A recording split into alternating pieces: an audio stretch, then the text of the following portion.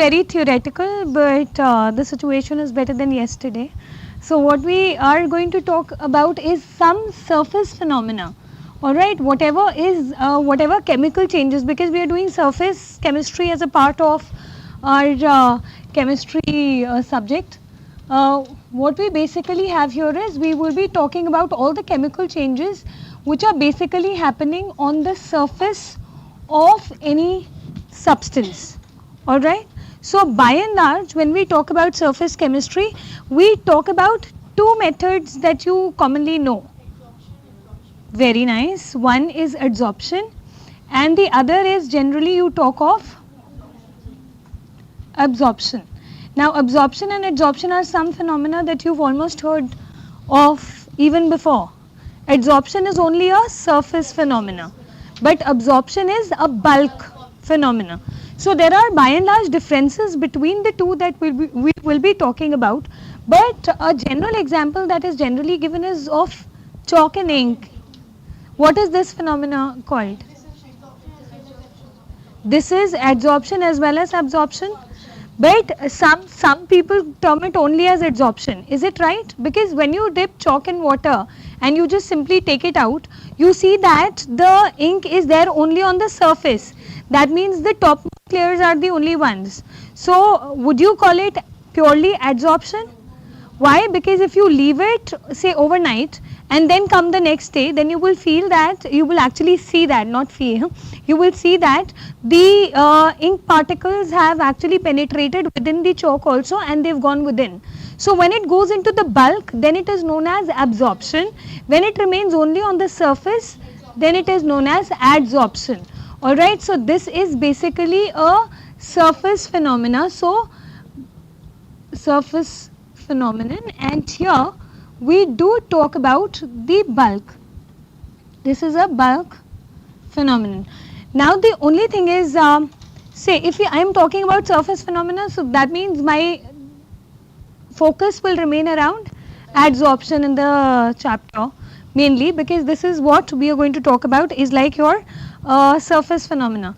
Now here there are two things which are related to it. Now you need a surface which will adsorb the molecule, that will be known as adsorbent. The surface or the substance on which the adsorption process is occurring is known as adsorbent, and the one which is getting adsorbed, the substance which is getting adsorbed is known as adsorbate. Okay, here you generally have a uniform distribution throughout the substance, uniform distribution. And here of course the distribution will be non-uniform. That's what you talk about. And then you can also talk about because there is a uniform distribution, so therefore the concentration of the substance, remains same throughout.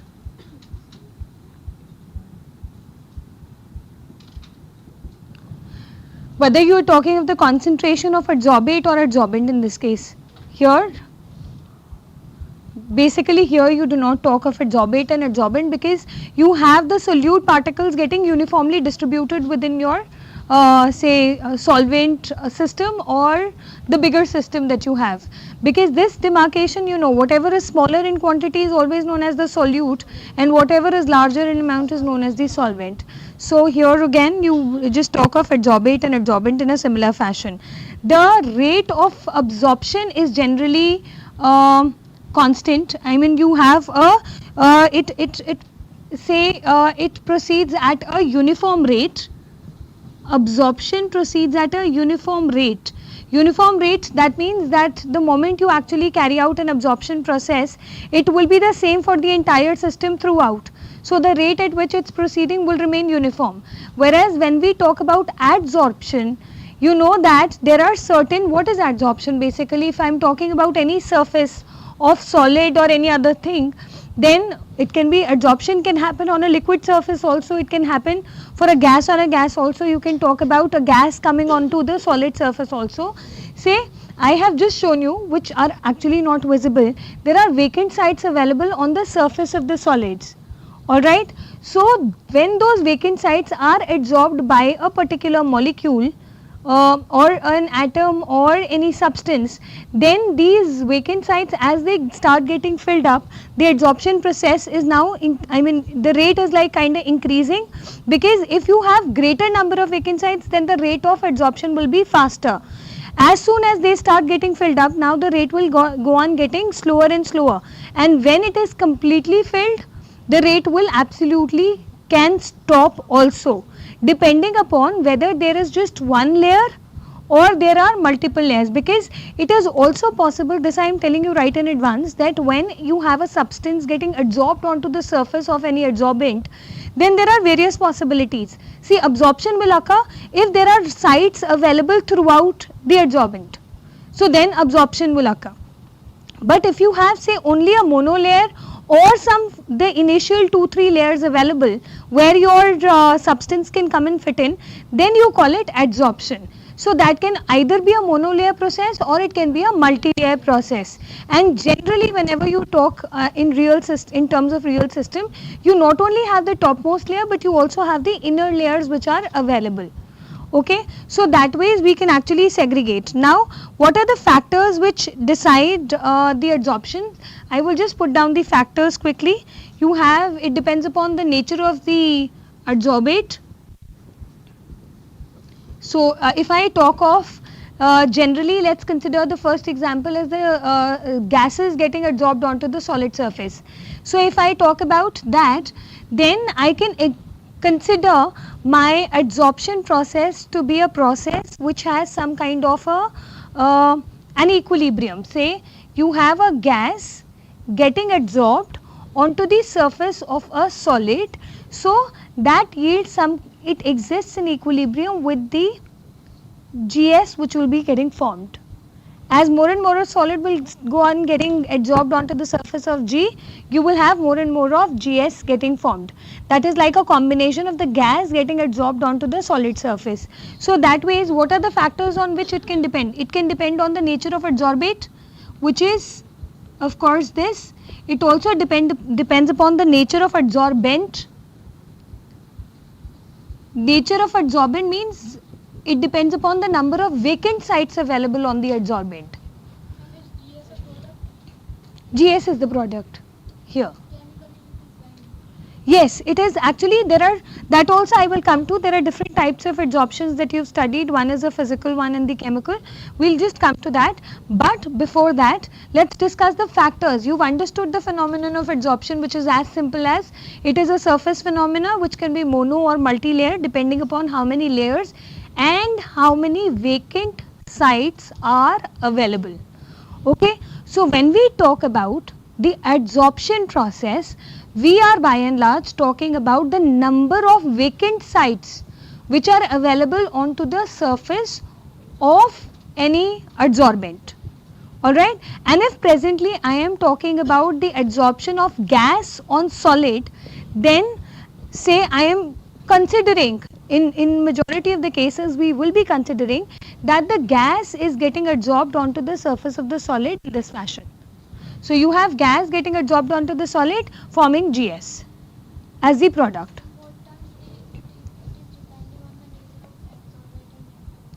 See, adsorbate, how does it depend upon the nature of adsorbate is like the size.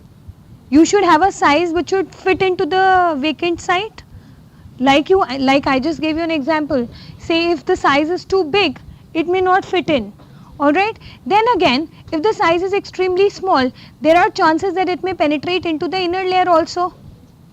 So, it depends upon the nature of the adsorbate, means it is related to the physical properties of the adsorbate, whether it is small in size, big in size, mass, chemical properties. Say there may be a chance that it may be forming a bond here with the adsorbate molecule. So, depending upon that also we can have relations between the adsorbate and the adsorbent. So, it depends very much on the nature of adsorbate. Then the second thing is it depends upon the nature of adsorbent also. Nature of adsorbent decides, depending upon how many vacant sites are available, whether now it again forms any bond with your adsorbate or not, and other physical properties of the adsorbent. Then it also depends upon the specific area of adsorbent. It also depends upon the specific area of adsorbent. It depends upon the pressure and it also depends upon temperature.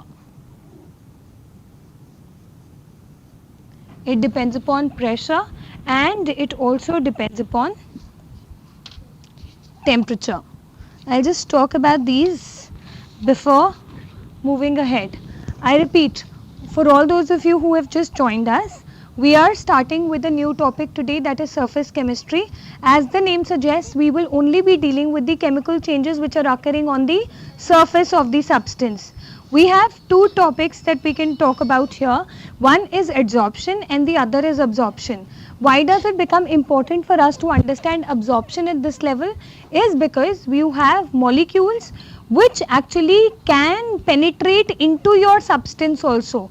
If they are penetrating and distributing uniformly, then you call that process absorption, and if it is occurring only on the surface, then you call it adsorption. So that is why our focus mainly will be on adsorption. Now when we talk about adsorption, you can have a solid coming onto the liquid and getting adsorbed. You can have a solid coming onto the solid, it can also get adsorbed. You can have a gas coming onto the solid or gas coming onto the liquid. So all these combinations are possible between different states of matter. So that way we'll just look into them. Another two important things that you should remember is that what is an adsorbent and what is an adsorbate. Adsorbate is the substance which is coming and getting adsorbed, and adsorbent is mainly the bigger system or on which your substance is coming and getting adsorbed. So basically the substance on which adsorption is occurring is your adsorbent, and the one which is getting adsorbed is your adsorbate. So you know the differences between the two. Now I was talking about that let's consider our adsorption process to be such a way. Let's take up an example. When we are talking about an example here, I am taking the example of a gas getting adsorbed onto the solid surface. I am saying that consider it to be existing in a dynamic equilibrium where your gas is getting formed. Okay, because let me tell you, adsorption process is such that the applications that we found of adsorption are such that it majorly acts and plays a very good role in catalysis. You all know now what are catalysts because you studied in kinetics also in details. Catalyst is a substance which increases the rate of the reaction without directly participating. So catalysts also work on some kind of an adsorption phenomena where your substance and reactants come onto the surface, bind and then leave. So it is very important that first they get adsorbed and then they get desorbed. Now when you are talking about adsorption of gas on solid, this forward process is known as your adsorption process. When you talk about the gas and going away again now from the surface of solid, then you call it desorption. The reverse of this is desorption. That means if your adsorbate is getting onto the adsorbent, then it is adsorption. When it is getting cleaved and separated from your adsorbent, then it is called desorption. Both the methods are equally important, because if you want adsorption to occur for your chemical reaction to occur on the surface, then you also want that the product should be separated out later. So desorption is also equally important. So we want a separation of the adsorbate and adsorbent also, which is equally important. Fine. Now products are separated as products. Now that again depends upon the nature of your adsorbent. Right? If I am calling your catalyst, we will talk in details when we move further. When we talk about catalysts, now if I use say catalyst A, I may be getting a product P. If I use the same reactants and a different catalyst, I may get another product. So depending upon the nature of the adsorbent, you can get different products accordingly. Alright, like if I have to quote a weird example, I can talk about that if you have to grind something very in a coarse fashion, you can use a mortar and a pestle. Alright, if you have to grind it to a better extent, you will use a mixer, right, or mixer grinder. Alright, so in that case, depending upon what thing you are using as the base, that is deciding what your final product is going to be like. So similarly, it is very important that whatever your adsorbent is, that is what decides what your final product is going to be. Coming back to adsorption, okay, we have just talked about adsorption, and if I am talking about, now I want all of you all to pay attention, if I am talking about this, we've discussed before also, if I am talking about the adsorption of gas onto the surface of solid. Now you know gases are random, so the entropy factor for gases is very, very high, alright. But when your gases are coming onto the surface of the solid, now entropy is decreasing, which means that for the adsorption process here, I mean generally for this, otherwise you may think for this reaction, your delta S will be negative, which means that your entropy, I mean not your entropy, the entropy of this reaction is decreasing, which is not favorable for a reaction to occur, because what does delta S negative mean? Delta S negative means that the reaction is non-spontaneous, but here we are talking about only the delta S of the reaction. We are not talking about delta S total. Because let me remind you, when you did thermodynamics in 11th standard, delta S total should always be positive.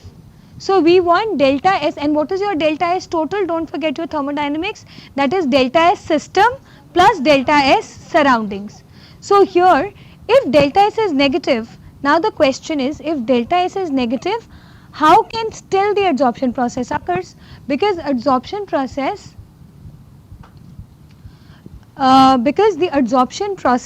occurs, where was I? Because adsorption process is still occurring in nature. So I am telling you, when gases come and get adsorbed on solid, all of you all agree that delta S decreases, but still adsorption is occurring. Why? Because there is another factor that decides the spontaneity. What is that factor? Delta G. Very good. Many of you have answered it, that delta G is again a prime factor that decides whether the reaction is spontaneous or not, whether the reaction will occur or not. Now a major question that comes right here is that I am stating that delta S is negative, entropy is decreasing, that you've understood, because randomness of gas will of course decrease when it comes and stabilizes itself on the surface of solid. So if randomness is decreasing, then why is the reaction occurring? That is occurring because your delta G factor is negative. And how is that negative? It must be negative only, because the reaction is occurring naturally. That is why we are studying surface chemistry and adsorption in it. Now, if delta G is negative, which is for sure negative, it's an obvious thing, because reaction is occurring. If delta G is negative, what is the factor that can yield to it? Delta H. What is delta G? Delta H minus T delta S. Very good. So your free energy is equal to the enthalpy change minus T into the entropy change. You know that your entropy change is negative, so this total factor is positive. So you know that your delta H should be, which means that your reaction should be exothermic. That means your delta H can only be negative only if your reaction is exothermic. Because if your reaction, but again, if this delta H is less than T delta S, then the delta G will be positive.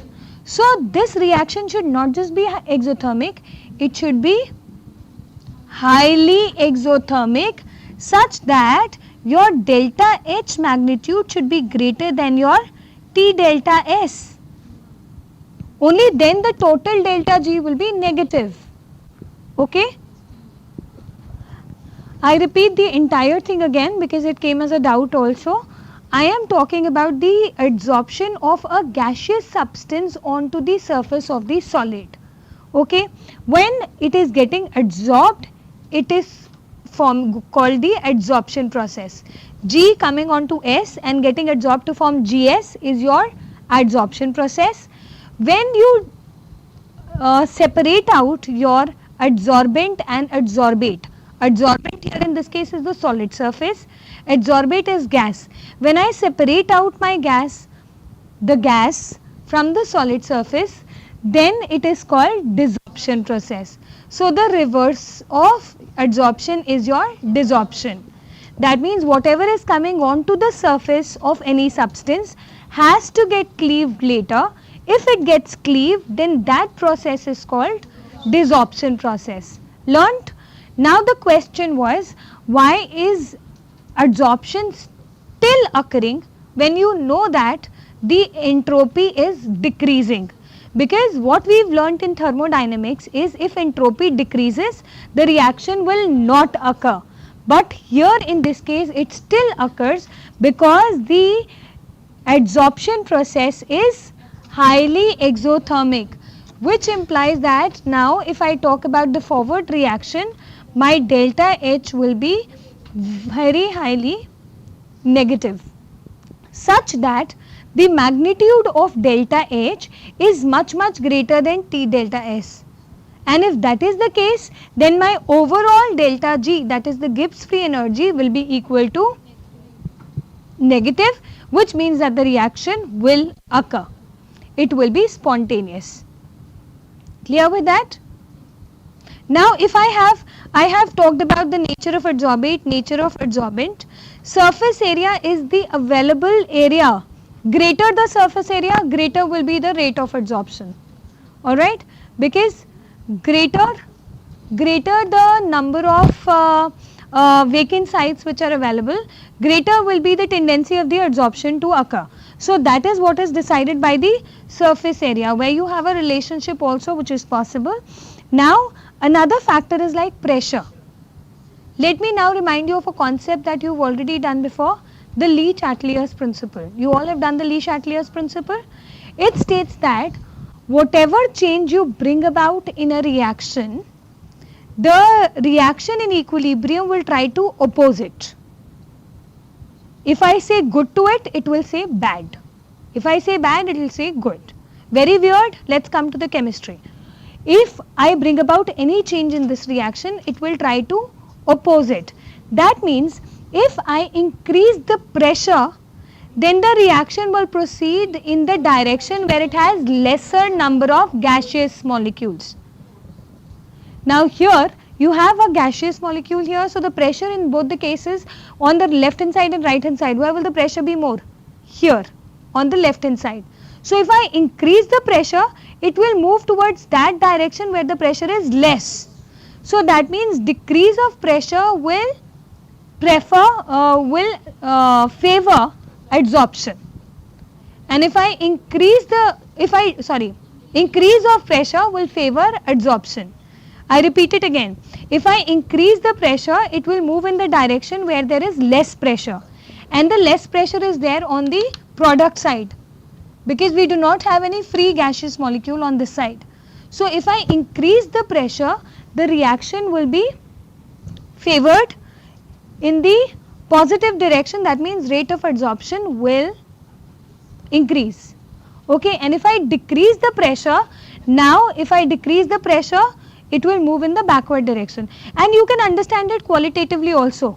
If I want a gas to be adsorbed onto the surface of the solid, I will have to increase the pressure. And if I want them to be released from the surface, I will decrease the pressure so that they can get removed. Getting the point? So this is qualitatively also understood, and also from this dynamic equilibrium expression that I have put down on the board. If I increase the pressure, this reaction in equilibrium will try to decrease it. That is according to Le Chatelier's principle, that whatever change you bring about in the reaction at equilibrium will try to oppose it. So if I increase pressure, the reaction will move in a direction where there is less pressure. Now where is there less pressure? In the direction of adsorption. So increase of pressure will favor adsorption and decrease of pressure may not. It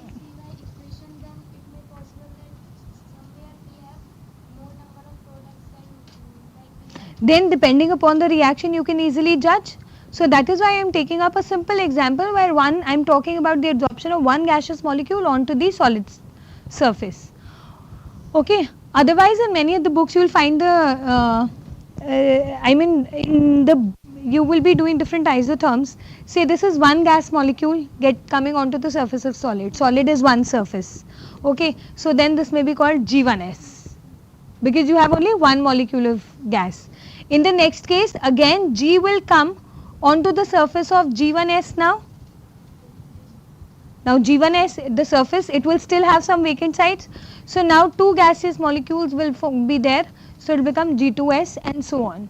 So depending upon what you are forming and what is happening in your adsorption process, you can talk about. Yes, presently we are just talking about the adsorption of gaseous molecules onto the surface of solid. Then later on in different parts we have we will be talking about other solid and solid, liquid and solid. You've done that in 9th grade also once, but I'm sure everybody must have forgotten. Okay, so now pressure is done. Now look up again.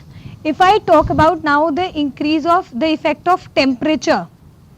Now again remember your Le Chatelier's principle. If I am increasing the temperature of my reaction in equilibrium, the reaction will try to decrease it because it will oppose. If we are increasing the temperature, the reaction will try to decrease it. That means the reaction will proceed in the direction where there is temperature is getting lowered. That is in the direction of endothermic reaction. Right? I repeat, if the temperature is now increased for a reaction in equilibrium, the reaction will try to move in the direction where it will reduce the temperature. So if I am increasing the temperature condition for this reaction, you know that the forward reaction is exothermic because forward reaction is your adsorption process and it is exothermic in nature. Whereas the backward reaction is the desorption process and it will be the opposite. If the forward is negative, the backward, that is the desorption process, will have a delta H to be positive. So if I increase the temperature, desorption will occur, and if I decrease the temperature now, then your adsorption will be favored. Right? If I increase the temperature, what will happen? And understand it qualitatively also otherwise. If we have gas on the surface of solid and I am increasing the temperature of the system, there will be more kinetic energy of the gaseous molecules. So will they try to stay on the surface of the solid? No, they will just move off. So what is that encouraging? Desorption. But if I decrease the temperature, lower the temperature, their kinetic energy will be lowered and they will be able to stabilize themselves onto the vacant side of the adsorbent. So this can be understood both ways. You can talk about the Le Chatelier's principle also, and otherwise it's like common sense also to a certain extent. So what we have here is you have G coming onto the surface of solid to form GS, and this adsorption process is highly exothermic. So if I increase the temperature, it will proceed in the backward direction, and if it proceeds in the backward direction, then in that case it is favoring desorption. And now if I decrease the temperature, that will favor adsorption because it will now be proceeding in the forward direction. Okay. So now let's discuss once again the factors on which our adsorption process depends. If I am talking about the adsorption of a gaseous molecule onto the surface of solid, If I have a gas getting absorbed onto the surface of solid, I can consider the adsorption process to be in dynamic equilibrium. Okay, in this fashion, where the forward reaction will be called adsorption and the backward reaction will be called desorption. For this reaction, nature of adsorbate is important. Here adsorbate is your G. So nature means what, whether the size is going to fit onto the vacant site, whether it is forming some physical or chemical bonds with your adsorbent or not, all these factors are important. Then it also depends upon the nature of adsorbent, which the substance on which adsorption is occurring. It will depend upon the nature of adsorbent. Greater the number of vacant sites available, greater will be your adsorption or rate of adsorption. Okay, then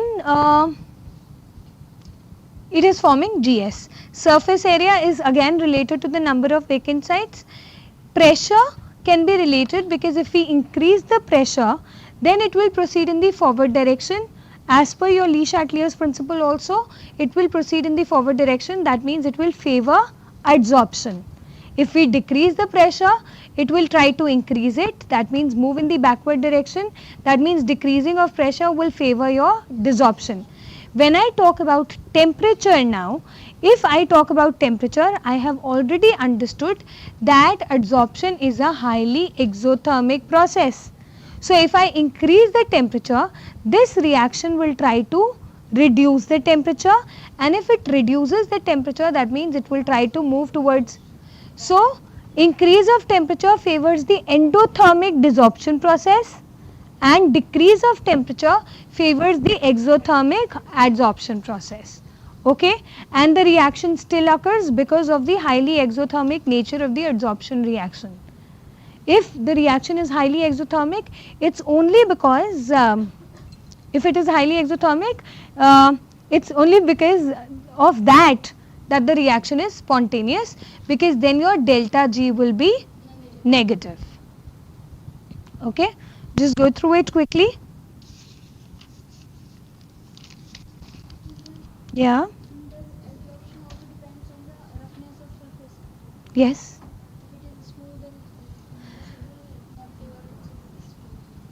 Adsorption will also depend upon that is what is your, that comes in your nature of adsorbent.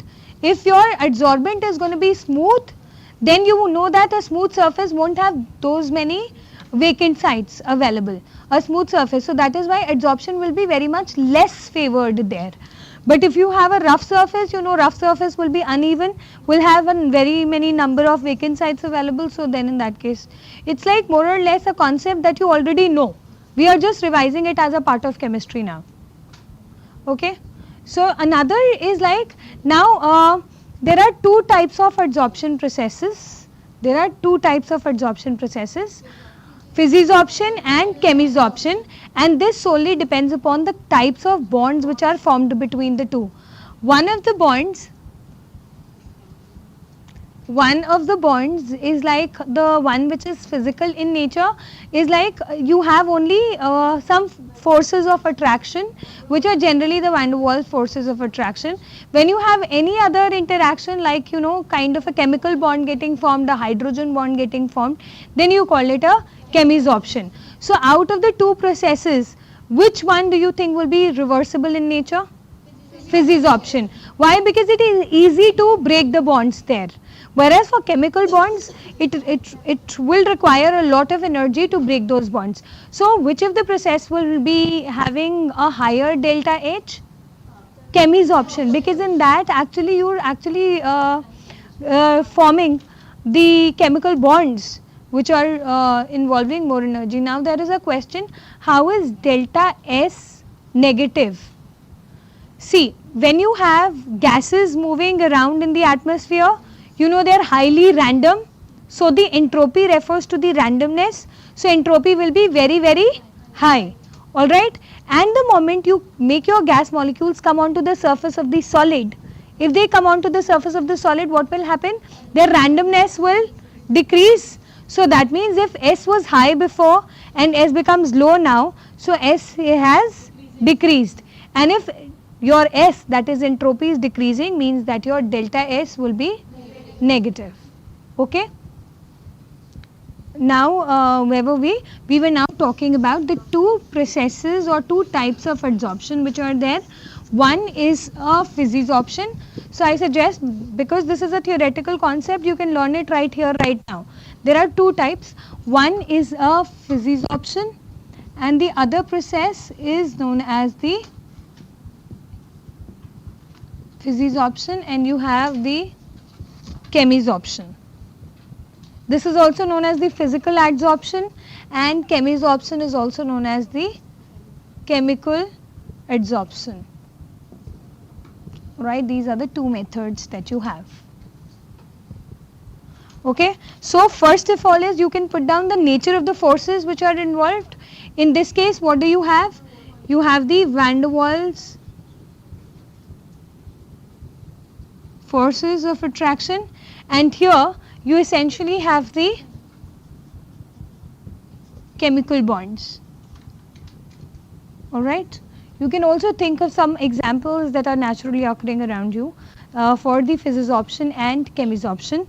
So for heat of adsorption, if I talk about the heat of adsorption, means I am talking about essentially delta H only. In this case, the heat of adsorption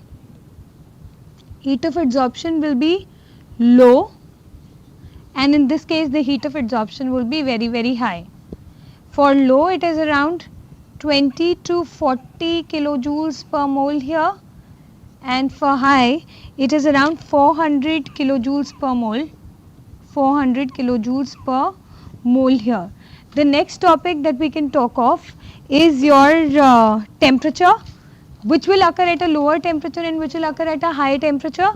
Physisorption, because it involves van der Waals forces. So as it is, you know everything that this will be occurring at low temperature, that you don't need to increase the temperature to a great extent for the reaction to occur, and this occurs at a high temperature. Alright, then the next reason, the next difference can be reversibility, that we just talked of, that if we are talking about the bonds, then we can either have in physisorption it can be reversed easily, because you have only van der Waals forces. So this is going to be reversible in nature, and this is going to be irreversible in nature. Alright, then the next property that we can talk of is specificity. Now when I talk of specificity, it means that specificity is like if you have say kind of a hydrogen bond formation possibility with your adsorbent, then it will be possible that if your incoming adsorbate is electronegative in nature, it will be forming hydrogen bonds with your adsorbent, which has a possibility of the hydrogen bond formation. And if you are having a less electronegative atom, then the possibility of hydrogen bond will be less. But if the same adsorbent which has a possibility of hydrogen bond, say is having some kind of a physical force possibility with the incoming adsorbate, then it can have anything on the surface. If it just depends upon the size or upon the nature without having the chemical properties, then it can have anything coming onto the vacant sites. So specificity refers to especially those cases where there is a possibility of some kind of a bond formation. Say if it has a hydrogen bond formation possibility, then it will look only specifically for electronegative atoms onto the electronegative atoms which are present on the surface of the adsorbate. Adsorbate is like basically the substance which is coming on, and adsorbent is like the one which has some possibility. So the specificity will be operative mainly in case of chemisorption. So this can be called to be specific in nature, where it will have some specific chemical bond formation depending upon their inorganic nature. You have done so many properties. So if you have an electropositive element on your adsorbent, it will look for electronegative element. So that means अगर इस किसी specific चीज के लिए it is looking for, then you call it specific in nature. So physisorption will be non-specific in nature. Now, as I told you, in case of adsorption, you have different layers of adsorbent which are also available.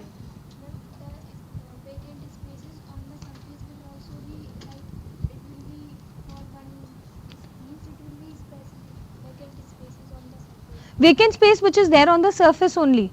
See, if I talk about a catalyst like, chromium oxide, all right, if it has to undergo chemisorption, it may have some substance which has say an electropositive element, like say if H2O2 is coming onto the surface for a reaction. So if it has a H2O2, there is a possibility that this H may interact with the O. But if I have anything like say a platinum coming onto the surface which is inert, ये अभी हम top most surface की बात कर रहे हैं, मैं इसको एड्सॉर्बेंट बना रही हूँ, and I'm saying that if something like H2O2 or say H2O, depending upon what is coming onto the surface of the adsorbent, if it has a possibility of interacting with the electronegative element, then you will call it the chemisorption occurring. और else ऐसा थोड़ी है उसके ऊपर कुछ और आ ही नहीं सकता. इसका मतलब ये है कि अगर chemisorption है तो it will only be interactive between specific elements. Alright, but if I am talking about an inert element like platinum coming onto the surface, if platinum is coming onto the surface, then in that case there may be no interaction, or if it can sit onto the surface, it can only be due to van der Waals forces of attraction. Alright, good morning. So it can only be due to van der Waals forces of attraction, which is possible when there is no kind of chemical bond getting formed. So you can have those in non-specific in nature. Now I was talking that if I am talking about an adsorbent, okay, so adsorbent will have many layers which are possible. Adsorbent has many layers which are possible. So if the adsorption is occurring only on the topmost layer, it is called, the first layer is called kind of a mono layer. Alright, it is also possible that the inner layers can get adsorbed. The inner layers can get adsorbed generally when there is no interaction. If there is a chemical bond formation, तो क्या होता है, chemical bond ऊपर वाले molecules के साथ ही ऊपर वाले surface vacant sites के साथ interact करेगा, and then it will form a bond then and there itself. But when it has to interact physically, that means only the van der Waals forces will be operational, then your molecules can penetrate inside also, because then they are free. जब ऊपर ही bond नहीं बनाएगा तो अंदर आराम से चला जाएगा. अगर ऊपर ही बॉन्ड बन गया, then it is difficult to get inside. See, if I have an eye contact only with this layer, I may possibly not be able to look at the back layers. So that is kind of a chemisorption. But if I am not having any kind of an eye contact, then it's like equal throughout. You getting the point? So that is your physisorption. So then one can penetrate into the inner layers also. So your physisorption can be a multi-molecular layer formation process. It can form multi-molecular layers, whereas generally in chemisorption you find more or less the formation of, yes ma'am,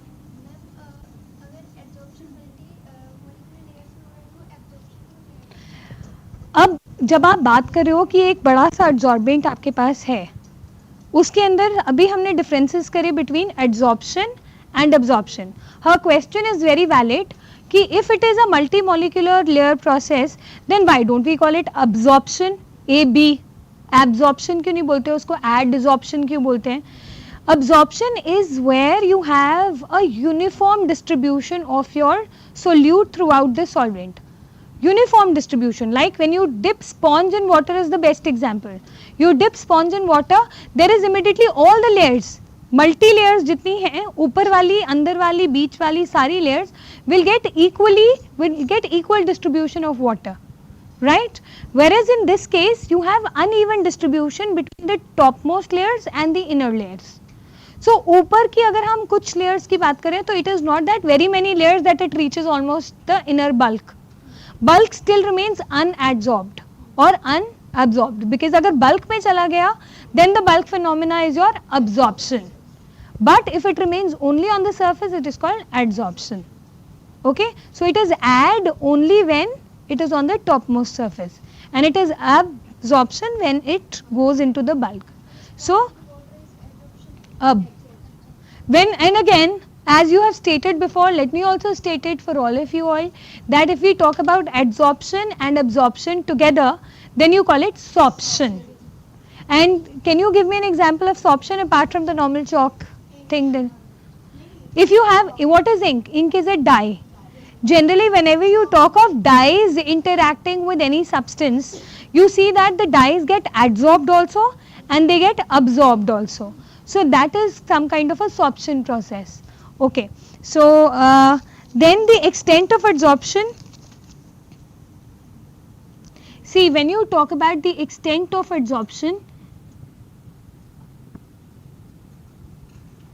extent of adsorption is the last point that I am going to take up, is related to the, here the extent of adsorption is directly related to the extent of liquefaction of a gas.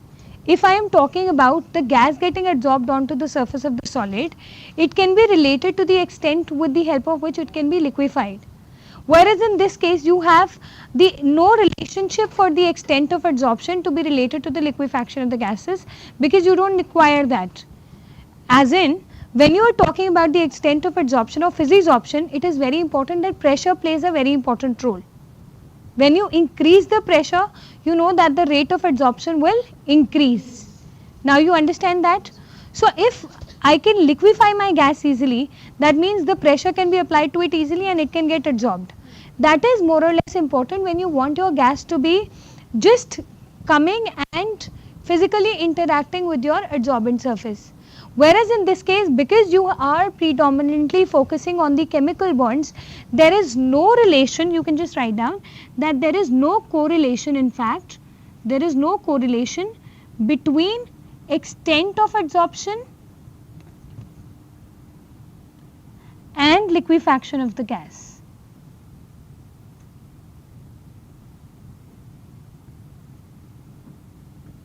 But here your extent is directly related to liquefaction of gas in case of physisorption.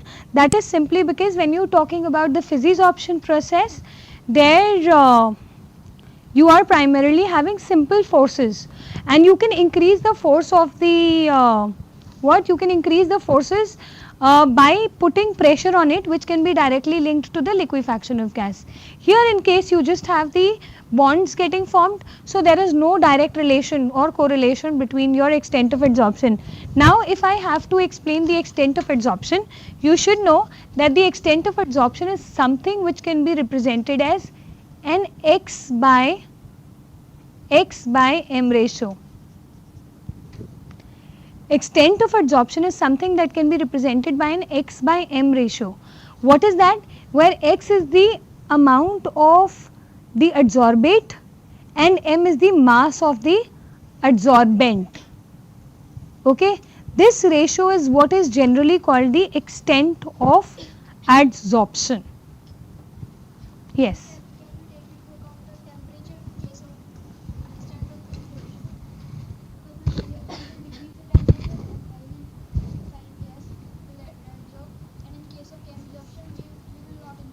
Very good. Yes, you can directly, all these points in fact are just related to one another. Say if you are calling them reversible, so that is why here, why is it reversible? Because you can alter the forces, right? And if you are talking about irreversible, and you can relate it to pressure as well. Alright, pressure conditions will depend upon what is your incoming adsorbate and what is your adsorbent. Please go through the differences once again and just quickly learn them up right here, right now, that when you talk about the forces, physisorption as from the definition has van der Waals forces, chemisorption has only chemical bonds or chemical forces. Because it has van der Waals forces, simple forces, the heat of adsorption required is very, very low. In this case it is very, very high. Order याद रख लो 20 to 40 kilojoules here. 400 kilojoules here. Then here we have low temperature requirement, and there you have high temperature requirement. In fact, you can say that chemisorptions are also very highly exothermic in nature at times. So here you have reversible, this is irreversible generally. You have non-specificity, and here you have a specificity operational. Then in physisorption, because there are not many chemical, you are not talking about any bond formation, it can be a multi-molecular layer process, whereas that is only it leads to the formation of only monolayers. Then the extent of adsorption can be related to the liquefaction of gas here in this case, and there can be no correlation. You can have many more differences depending upon other parameters also. Right? Done with this? Yes, ma'am. See, when you are talking about a physisorption and you are not giving it a lot of temperature, that means you are not giving it sufficient temperature to interact with one another. You remember in kinetics, why do you do this chapter after kinetics? It's related to that. When you increase the temperature, the rate of the reaction, say when the temperature is increased by about 10 degrees Celsius, the rate of the reaction is almost doubled. Okay, so if you keep on increasing the temperature, then if any reaction is possible between the adsorbate and the adsorbent, then by increasing the temperature you are opening up that feasibility. अगर आप temperature increase करते हो, then you are allowing the rate of the reaction which is possible for any chemical bond formation between your adsorbent and the adsorbate.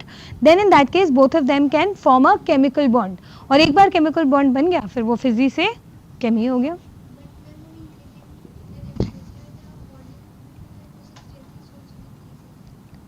On increasing the temperature, the bonding between the two substances also decreases. That will be the case when there is no interaction possible at all. When there is no chemical bond formation at all. नहीं तो पहले क्या होगा, पहले chemical bond बन जाएगा required temperature पे, फिर उससे ज़्यादा temperature increase करेंगे तो फिर वो reverse होना शुरू हो जाएगा. And it is reversible. If I am saying irreversible, ये नहीं है कि फिर ये hard and fast rule ही हो गया कि irreversible है.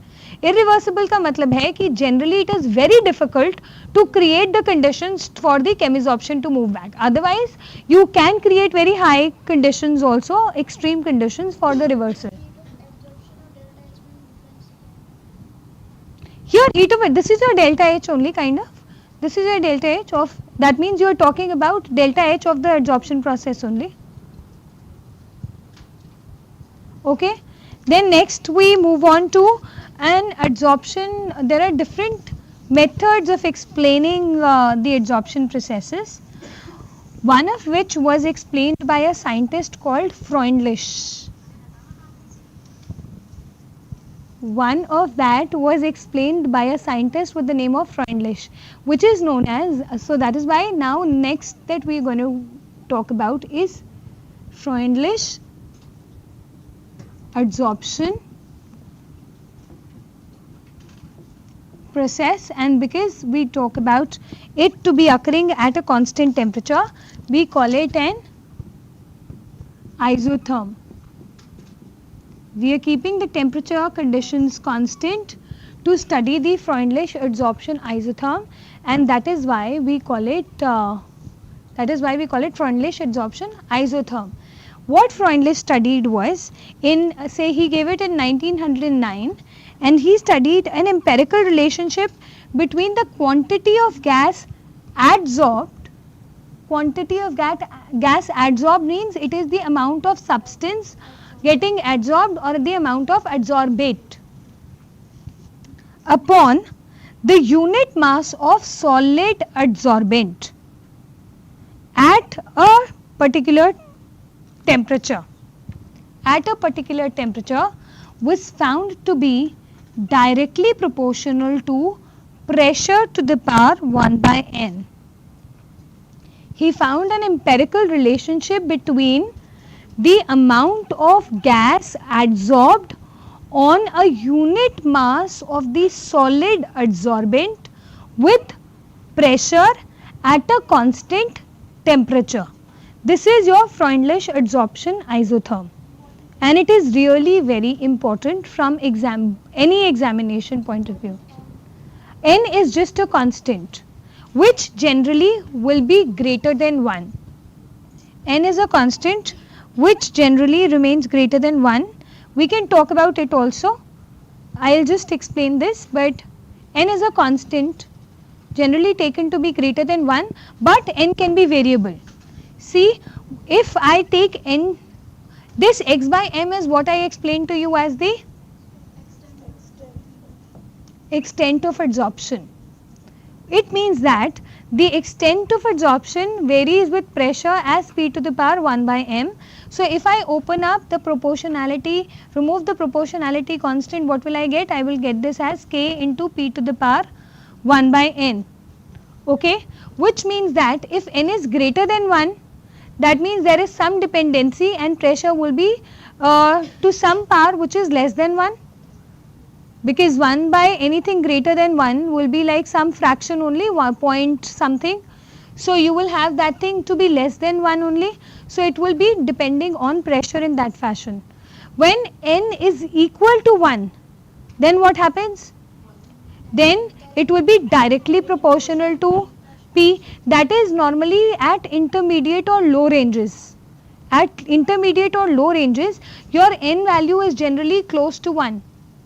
That you see that the extent of adsorption is a linear relationship. Alright, and when n becomes very large, n becomes very large means n becomes infinite. If n becomes very large, what will happen? It will be 1 by infinity, it will be equal to 0. That means x by m will be independent of pressure, and independent of pressure means that there will be no longer dependency of pressure at all, and it will be just remaining constant with variable pressure. So when a graph is plotted for the extent of the reaction, or say x by m, if I plot a graph of x by n with pressure, that's called an adsorption isotherm.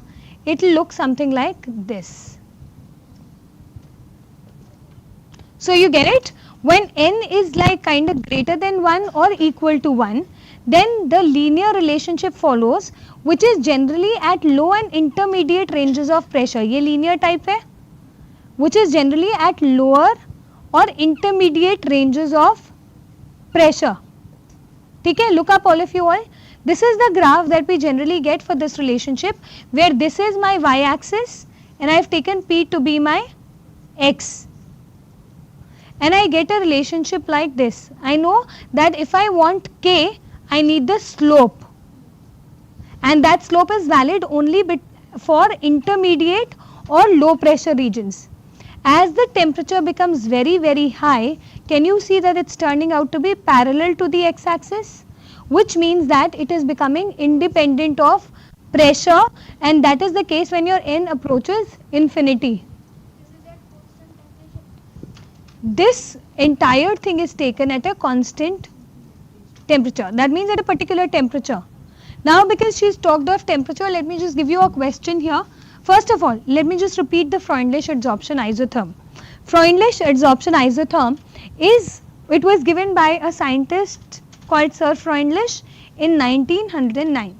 He actually studied an empirical and gave an empirical relationship of for the extent of gas adsorbed onto a unit mass of adsorbent, solid adsorbent, as being directly proportional to P to the power 1 by n. This is valid generally at low and intermediate ranges of pressure. When we remove the proportionality constant, we get the extent of adsorption to be equal to K into P to the power 1 by n. When we plot a graph for x by m, the extent of adsorption onto the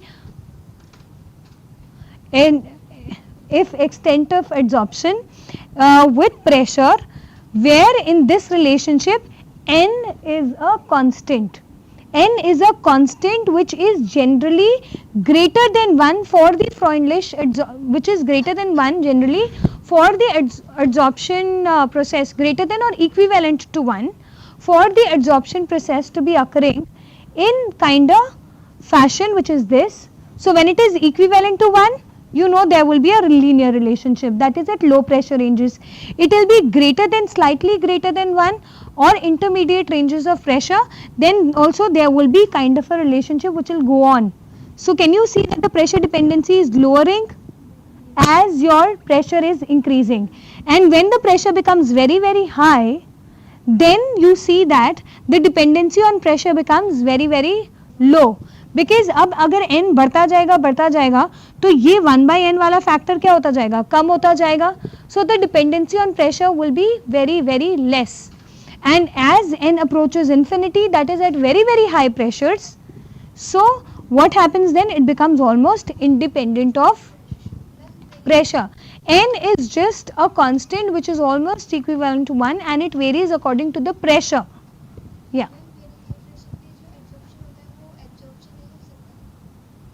अगर अंदर vacant sites available ही नहीं होंगी फिर कैसे होगा?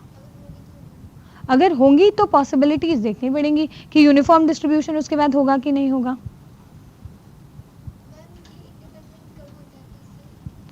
ये जब n हमारा बहुत ज़्यादा बड़ा हो गया, अगर n approaches infinity at very very high pressure ranges, then what is 1 by infinity? It is 0.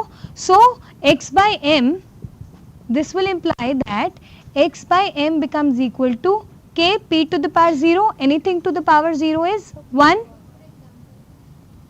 For example, when you are just increasing the pressure for any gas getting absorbed onto the surface of a solid. Alright, like if you are talking about the H2 plus O2 forming water, if this reaction is occurring on the surface of platinum, which is a solid, so that can be taken up as an example. कोई भी gas किसी भी solid surface पे, we are generally talking about that. Okay, remember the relationship, x by n is equal to k p to the power 1 by n. What is it? X by m is equal to k p to the power 1 by n. Now another thing is, now I have a question here, then after that we will move on to the next part of Freundlich. If this is 1, you know that the temperature is T1 here. ठीक है? अगर temperature मैं increase कर दूँ या जो भी कर दूँ, if I take some other temperature, increase or decrease, then I will get another isotherm, because an isotherm is like an isotherm at a constant temperature, but the variation or the extent of adsorption will differ, because extent of adsorption is dependent on temperature also. But because this relationship was studied at a constant temperature, we call it an isotherm. तभी यहाँ पे temperature की dependency हमने show ही नहीं करी है. ठीक है? तो here say this is now T2. ठीक है? Now this is say T3. Now you have to tell me the option which of the following options is correct. सोच के बताना, बिना सोचे मत बोलना. This is like a question that I am giving you right here. Third, T1 is equal to T2 is equal to T3. Fourth, none. Yeah. N is a constant, but what is it, ma'am? N is basically a Freundlich kind of a constant where it actually will be varying according to the pressure. Say N is a variable kind, say if I am calling it a constant, it will be a constant for any particular range of pressure. Say if N is almost equivalent to 1, it may be having some value where it will show some dependency of pressure. Okay. So as you change the pressure, if N remains a value, say as say 1.2, if N remains as some value which is like round about 1.2, then the range of pressure variable, then as pressure changes, your x by m will be showing you a relationship like this only. Okay, and if N is like very very high, then it becomes independent of pressure and you will get a reaction straight away like this for the extent of reaction. So what I mean to say here is that N is some kind of a constant here which is dependent upon the nature of the adsorbent as well as the adsorbate, and simultaneously it keeps on changing as per the range of pressure that you select for it. If it is low or intermediate, it will have a particular value. If the range of pressure is very high, then n will have a particular some other value, depending upon which you will actually get this relationship. Okay. Sorry? Which value? The K value. No, the K values K and N both are actually considered to be dependent on the nature of the adsorbate and adsorbent specifically. Here, no. K will actually be the slope of each of these that you will get for a particular isotherm. So K will actually be dependent more on the temperature. If you changing the temperature, then your K will change. At the same temperature. अगर ये same temperature पे लिया हुआ है, ये T1 same है, तो इधर अगर मेरे को K निकालना है तो I will be basically finding out the slope, alright, at a particular pressure also, temperature and pressure. कहाँ है question? Because it was like, what is it ma'am, what is N? So N is basically, it will keep on changing its value depending upon what pressure range you have selected.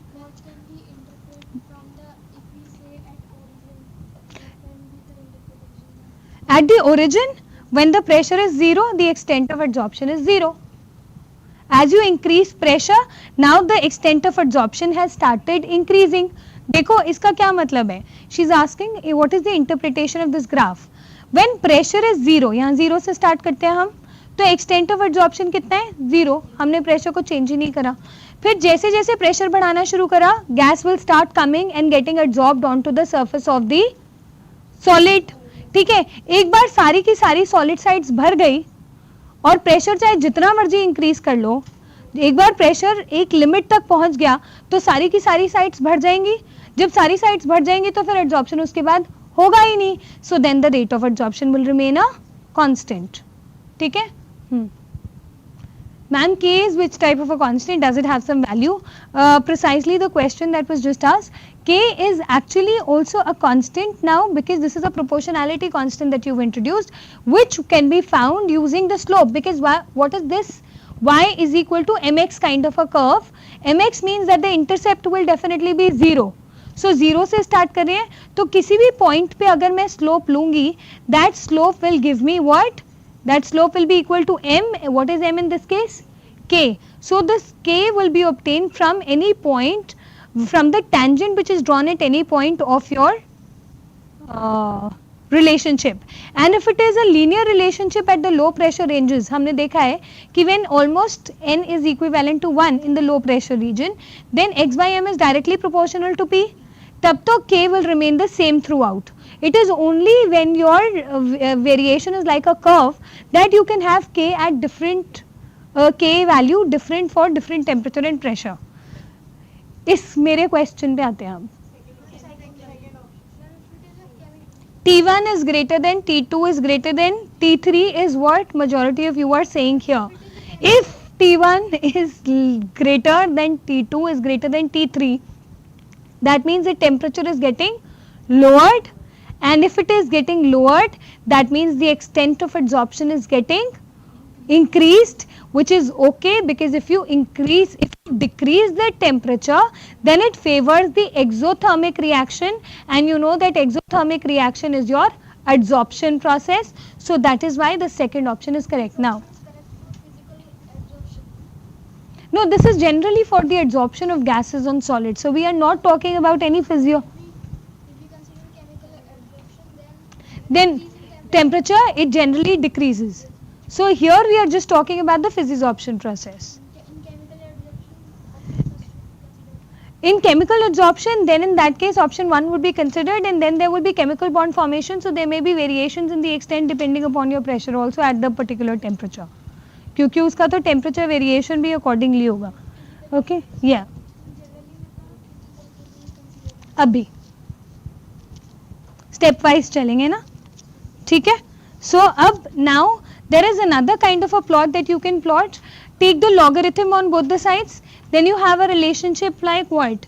You have a relationship log of x by m is equal to log k plus 1 by n of log p. Okay, and if you draw the plot for this,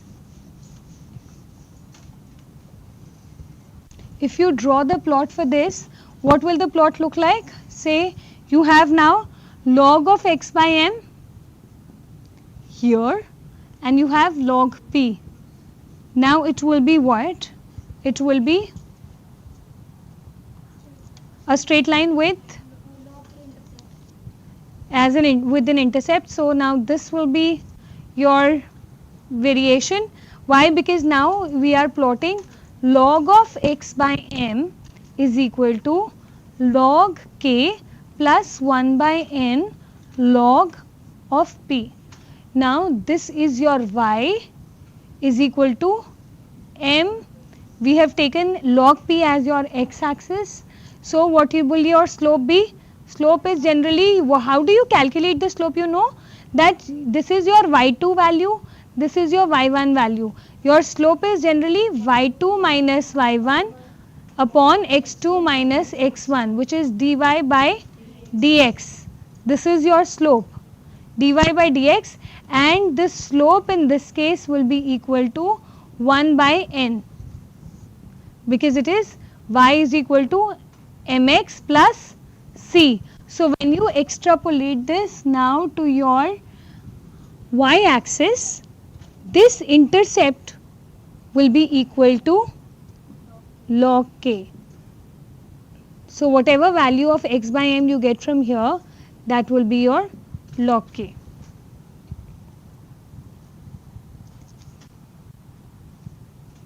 So you can get this for numericals.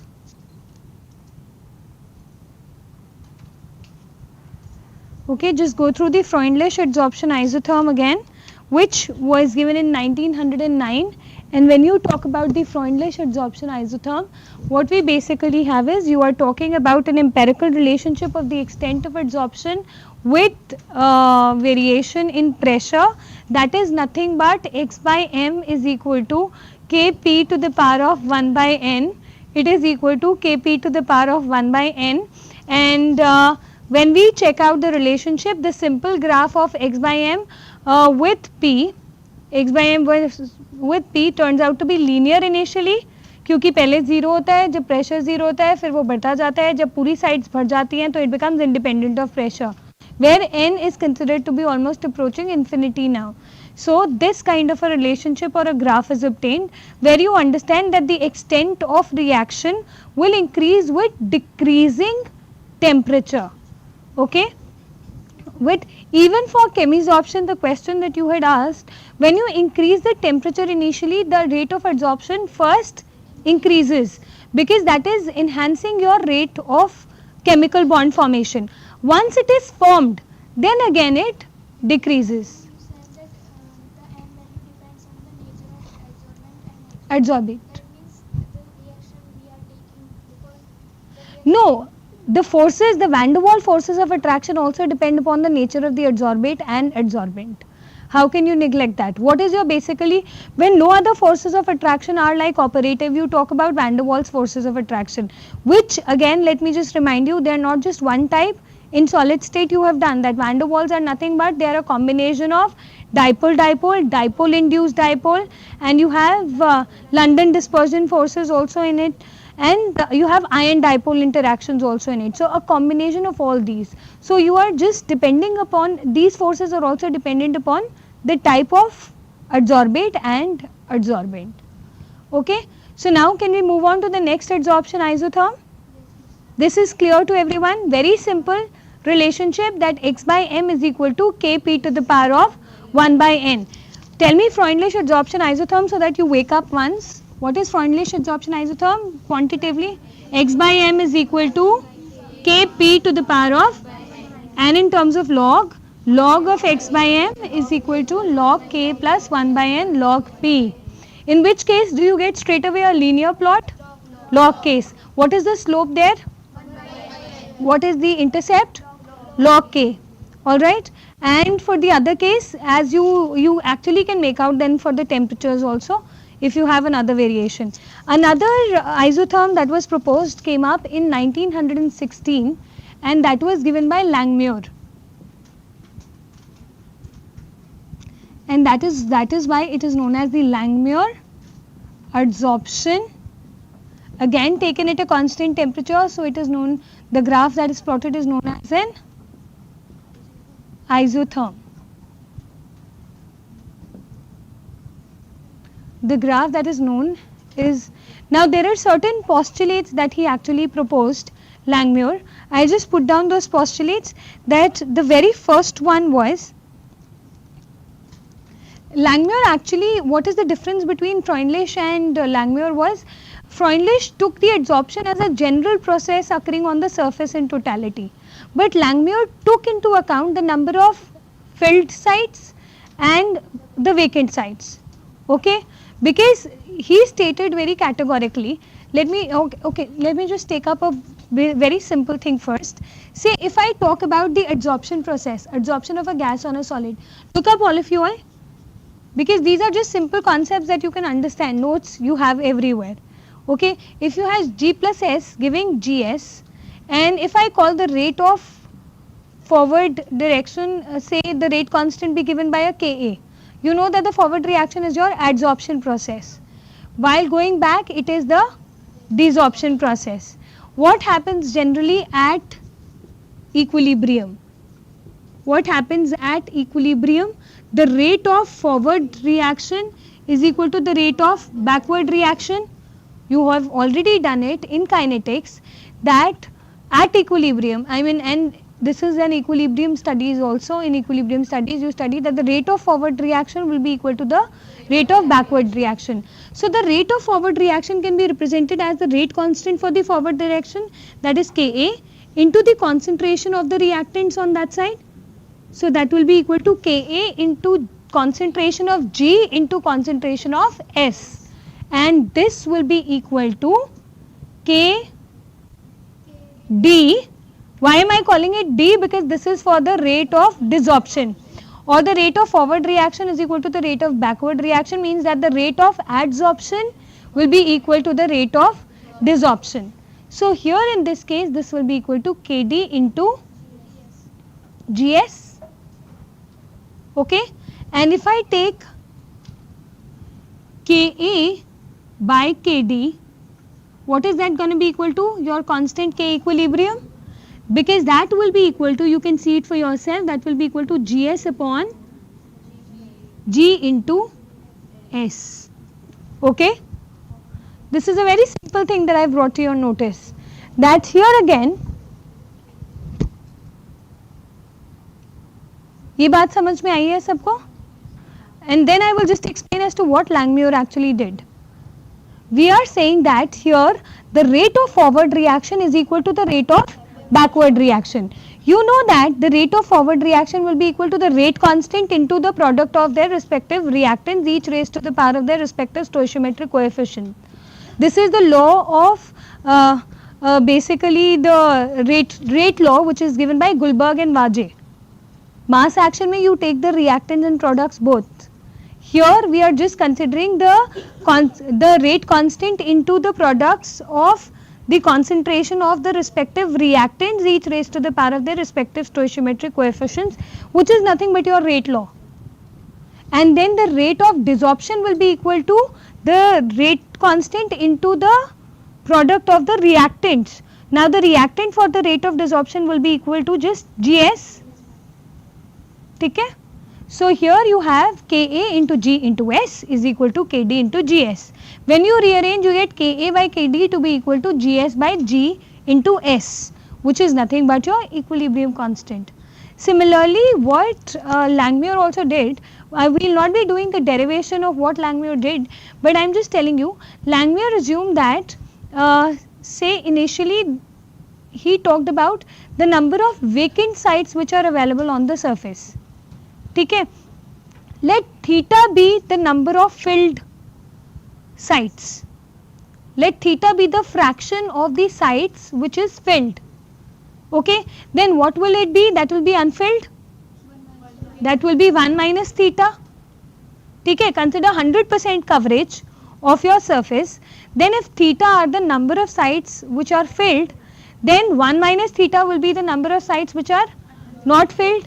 Then again, the where should I put it so that I can compare? We are doing Langmuir adsorption isotherm only. So then again, the rate of forward reaction will be equal to the rate of backward reaction for in equilibrium condition. So what will that be equal to? See, the rate of forward reaction will be dependent upon two things. One will be the number of vacant sites. What are the number of vacant sites available?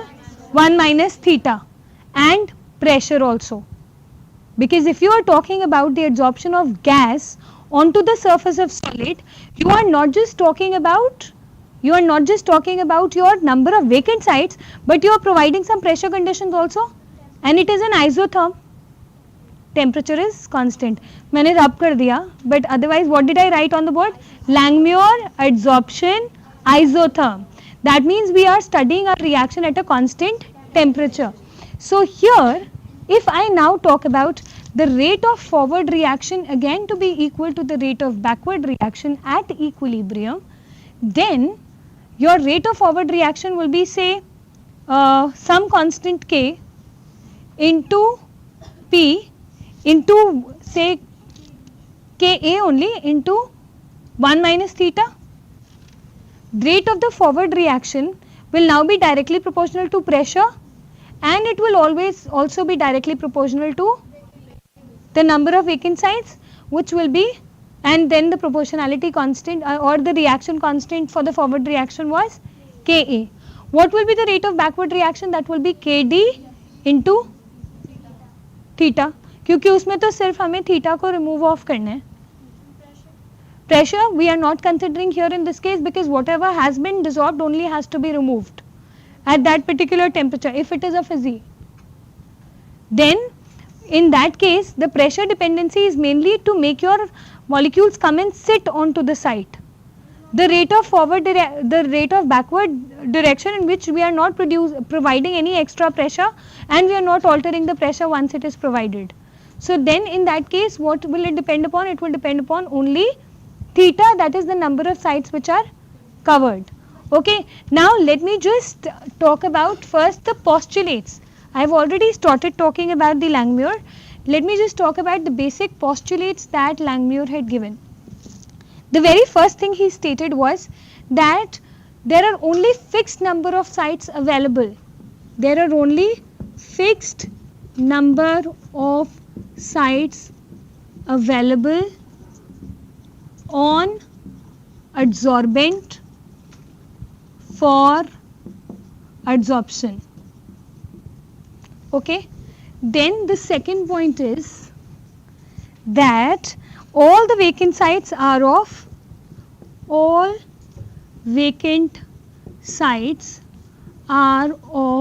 same size and shape. Means I could have written that all vacant sites are of the same nature also.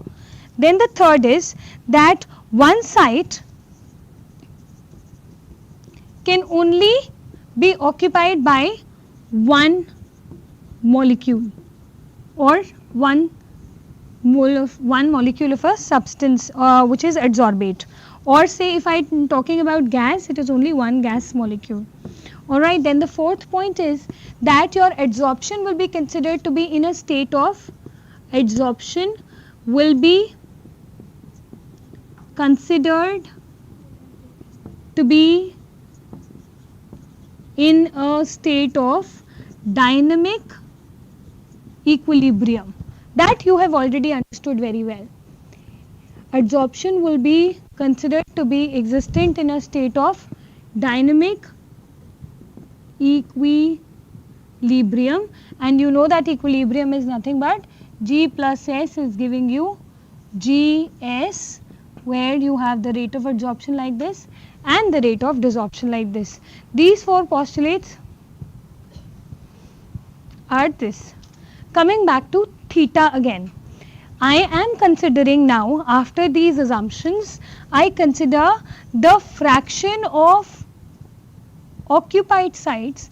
Let the fraction of occupied sites, okay, sides be equal to theta, then the fraction of unoccupied sides will be equal to 1 minus theta.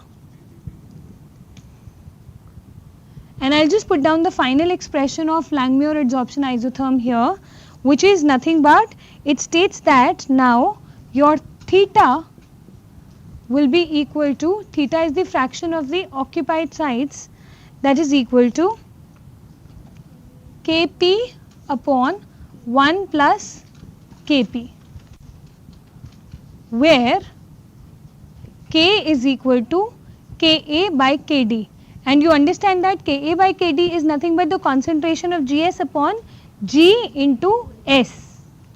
Okay, so this is what you have here. In many of the books you will also find it written as x by m, because this theta can directly be related to the extent of adsorption. देखो उतने ही fraction of occupied sites होंगे जितना adsorption हुआ है. So this theta can also be directly related to the extent of adsorption, and that is why in many of the books you will also find that x by m is written to be equal to AP into 1 plus BP,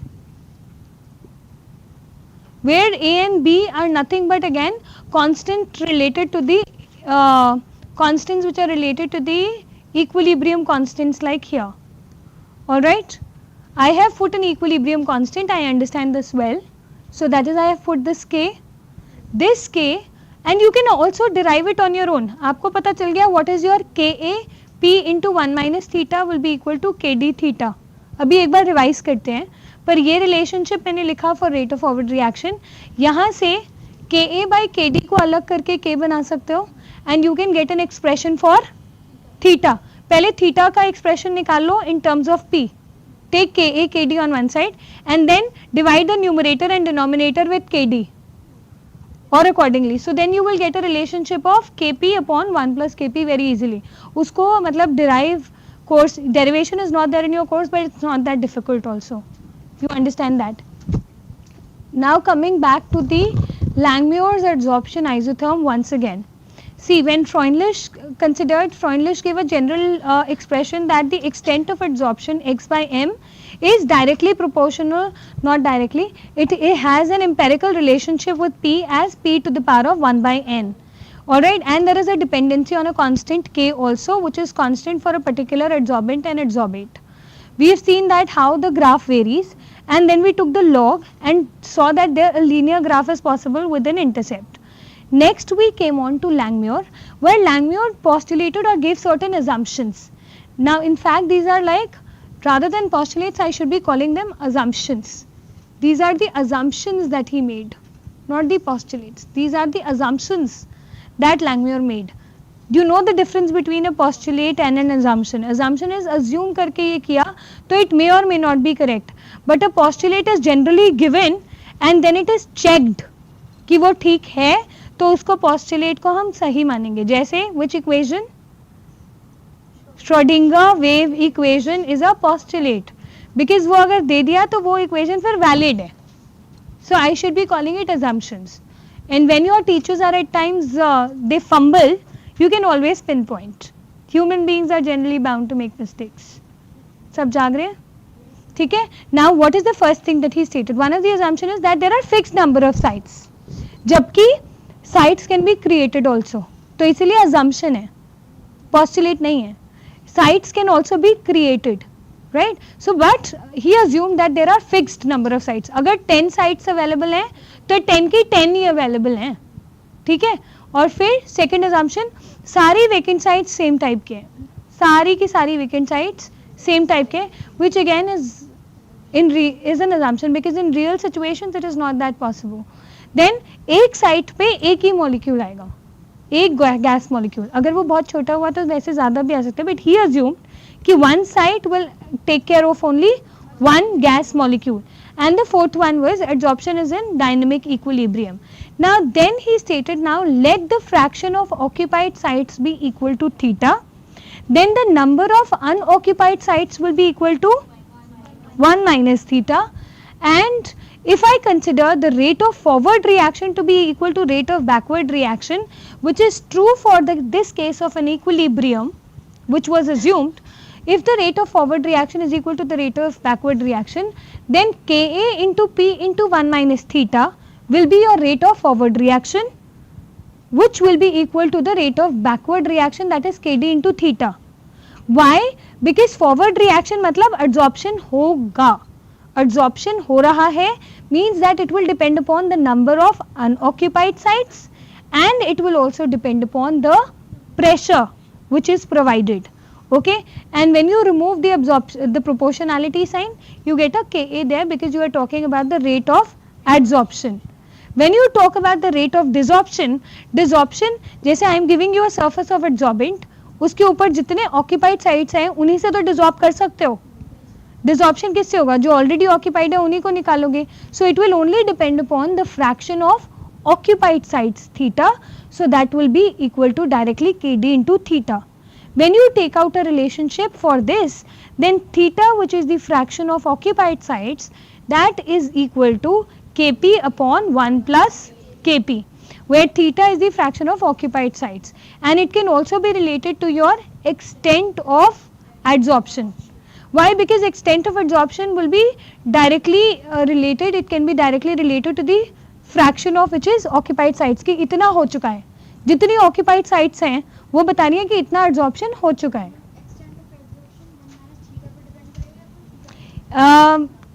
Rate of adsorption जो है that will depend upon 1 minus theta. Extent of adsorption है कि कितना adsorption हो गया, कितना हुआ, जितना थीटा है उतना ही extent हुआ है.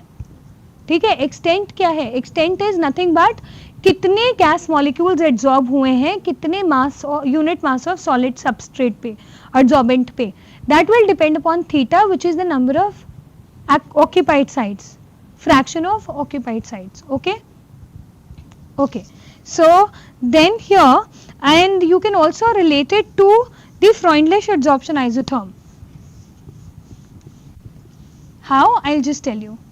Say if let's consider case 1 at very high pressures, at very high pressures. At very high pressures what will happen? What was happening पहले Freundlich देखो, बहुत high pressure था तो what happened there when the pressure was very high? It became independent of pressure. क्यों? क्योंकि n almost infinity हो गया था तो हमारा x by m was equal to k, तो it became independent of pressures. ठीक है, फ्रॉइंडलिश क्लियर है सबको कि बहुत हाई प्रेशर पे when pressure is very high our extent of absorption becomes independent of pressure. और इसको क्वालिटेटिवली कैसे समझा था कि बहुत हाई प्रेशर होगा तब तक सारी वेकेंट साइट्स फिल हो चुकी होंगी, सो दैट मीन्स एब्जॉर्प्शन अब और हो ही नहीं सकता, तो फिर it is just independent, so it remains constant. Now here in this case what will happen is pressure is very high, that means your Kp factor will be much greater than 1. alright, तो 1 को ignore कर देते हैं. अगर 1 को ignore कर देंगे so then theta will only be dependent upon your 1, it will be almost 1, which means that all the sites are like covered.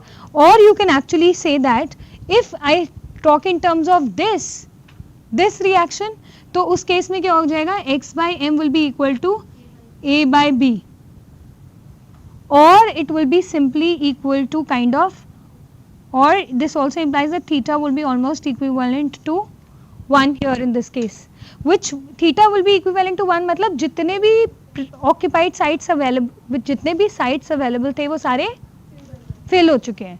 So now your extent of adsorption becomes almost independent of what? Independent of pressure, क्योंकि pressure का term ही हट गया. समझ में आया? So this is similar to your Freundlich. Can I consider case 2 now? Case 2 will be the case at low pressure region. So नहीं वो case ऊपर नीचे कर लो.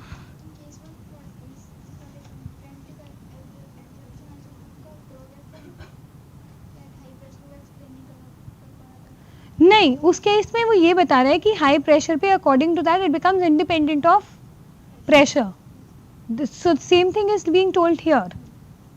नहीं, one of the limitations is that it doesn't account for, because it is applicable only at low and intermediate ranges, that अगर आपको फ्रॉइनलिश को use करना है, आइसोथर्म को यूज़ करना है, तो यूज़ तो उसको वहीं कर सकते हो ना जहाँ तक वो आपको एक्सटेंट ऑफ एब्जॉर्प्शन लीनियरली बता रहे हैं. उसके बाद तो जब डिपेंडेंसी वो प्रेशर की शो ही नहीं कर रहा, तो उसका एक्सप्लेनेशन दे रहे हैं हम कि ये ऐसे हो सकता है. But otherwise how is it useful? It is useful only at low and intermediate ranges, क्योंकि हाई प्रेशर पे जाकर it doesn't show any dependency, तो हमें पता कैसे चलेगा, जबकि हाई प्रेशर पे भी बहुत कुछ होता है. वो मैं अभी नहीं बता रही कि क्या कुछ कुछ होता है. ठीक है. Here case 2, alright, in case 2 what we have is at very low pressures, because we've already considered. So at very low pressures, now what will happen? You tell me. At very low pressures, now Kp will be much lesser than 1. Now at very low pressures means Kp will be much lower than 1. So in that case I can ignore Kp in the denominator now, but cannot be ignored in the numerator. So what you have is theta will then be equal to simply Kp. That means theta will show a linear relationship with pressure. So this is kind of a similar nature as was shown by Freundlich, but this was considered to be better because it talks in terms of occupied and unoccupied sites, which is more logical for adsorption rather than the concentrations. Alright, so now here we have theta to be directly proportional to P at low pressure regions. Again, you can just note down the limitations of the Langmuir adsorption isotherm. The limitations will be that it talks only, it is valid only under low pressure conditions. It is valid generally for ideal gases only, and you know that ideal gases are obtained at low pressure regions. The second thing is that when we talk about the Langmuir adsorption isotherm, it talks only about the monolayer formation.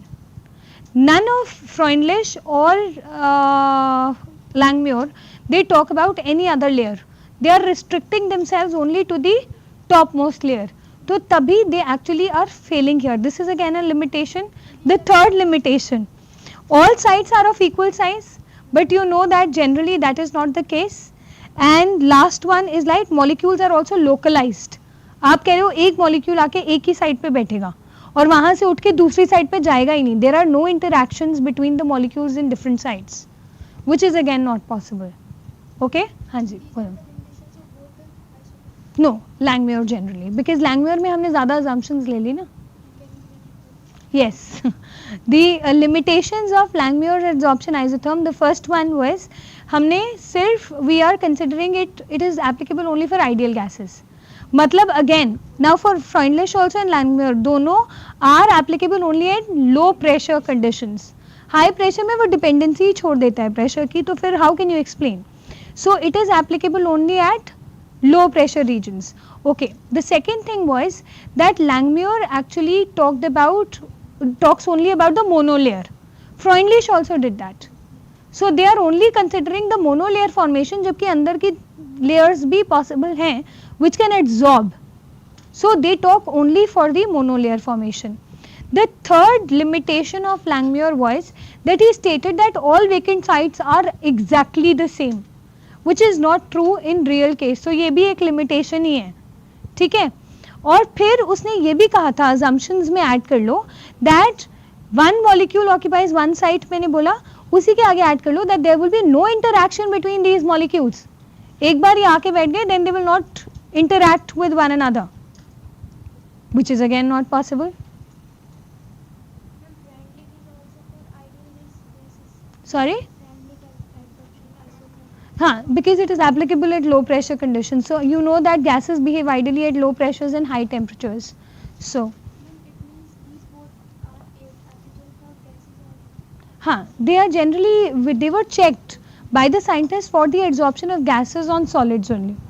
Okay, so that is why we talk about x by m, where x is the amount of gas and m is the amount of solid adsorbent. ठीक है.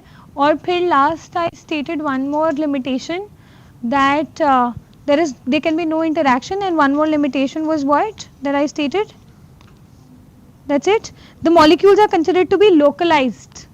That means एक जगह पे अगर बैठ गए तो वो बैठ गए, फिर वो हिल के कहीं और नहीं जाएंगे, which is not possible in your case also. One child occupies one seat is possible, but there is no interaction between two molecules on sitting on two seats. That is not possible. So it is like you are not localized. You can also move from one chair to another chair and pay equal attention still. That is called degeneracy also. Coming back to Langmuir, revision of Langmuir. What are the assumptions? The first assumption was fixed number of sites. Second, one molecule, one site. Third, all vacant sites are same size. ये second था और मैंने third को second बना दिया. Anyways, the fourth one was dynamic equilibrium. What is the expression of Langmuir adsorption isotherm? Theta is equal to Kp upon 1 plus Kp. Right. And you can relate it to Freundlich at low and high pressures. At very, very high pressures, theta becomes independent of pressure, and at low pressures, theta becomes equal to Kp. Theta can be related to your x by m, which is the extent of adsorption, and theta is the fraction of occupied sites. Now here again, let me just tell you, there is another relationship that is generally given. Theta, if I consider it to be V upon V mono, where theta is the fraction of occupied site, V mono is the total vacant sites which are available on the monolayer, and V is the volume of the gas which is adsorbed. Volume of the gas which is adsorbed, and V is the volume which is available totally for occupation by the gas molecules. मतलब V mono मान लो volume of the total gas that can get adsorbed, and V is the volume of the gas which is adsorbed. Clear? I repeat, theta आपको पता है theta क्या है? It is the fraction of occupied sites. So naturally it can be represented as a fraction V upon V mono, where V is the volume of the gas which is adsorbed, and V mono is the total volume of gas that can get adsorbed in the monolayer. मतलब ये पूरा saturation वाला volume है और ये उतना volume है जितना adsorb हुआ है. ठीक है? नहीं, we are theta is a fraction of sites which are occupied. So basically, if you have 2 out of 5 sites occupied, so what is theta? 2 by 5. And what is your 1 minus theta? That will be 1 minus 2 by 5. समझ में आया? उस चीज में कोई doubt मत रखना कि थीटा 2 हो गया और 1 माइनस थीटा 3 हो गया. I mean, you got my point, right? So here V theta is equal to V by V mono. Okay, when I take V by V mono, straight away I am giving you the expression. Then we get another form of isotherm equation. P by V is equal to P by V mono plus 1 by K V mono. All right.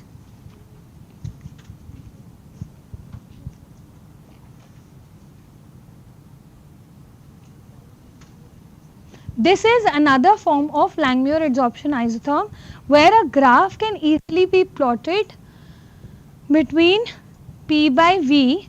You know, P is the pressure or which is applied for the adsorption to take place.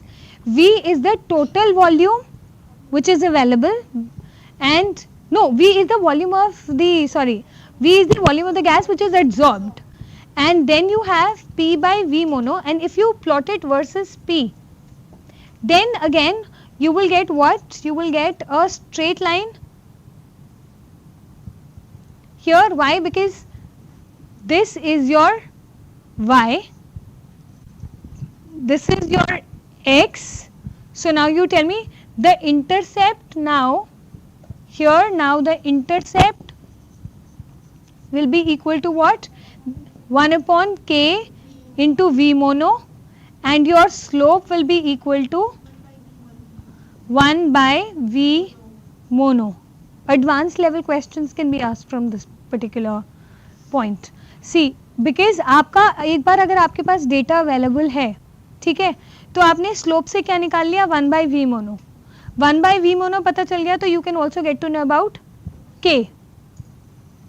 You can also get to know about K because 1 by V mono slope से निकल आएगा, तो intercept से आपका K निकल आएगा, and you know that K is nothing but it is K equilibrium which is equal to Ka by Kd. हम अब जो आपने लिखा था theta is equal to Kp plus 1 upon Kp, ये लिखा था ना. अब यहाँ पे हमने थीटा को v by v mono substitute करा and then we rearrange the equation to get this. So one form of Langmuir adsorption equation was theta is equal to Kp plus 1 upon Kp, and another form of Langmuir adsorption equation for plotting the isotherm is P by V is equal to 1 upon Kv mono plus P by V mono.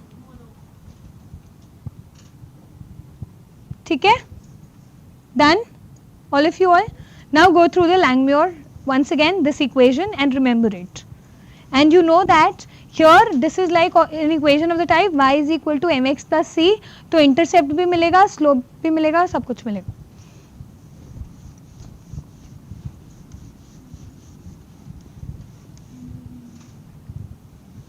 Then now, because both of them considered only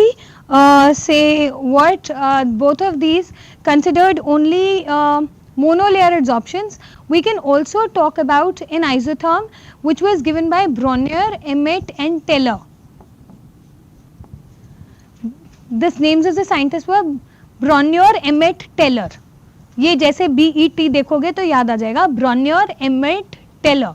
I may make mistakes in writing the spellings of Brongniart, so I am not writing it. Brongniart, Emmett and Teller theorem, they actually, this is again another adsorption isotherm, and what they took was like, why am I taking it up? Because Freundlich Langmuir is very much there in your books also. You go through Freundlich and Langmuir, both are given.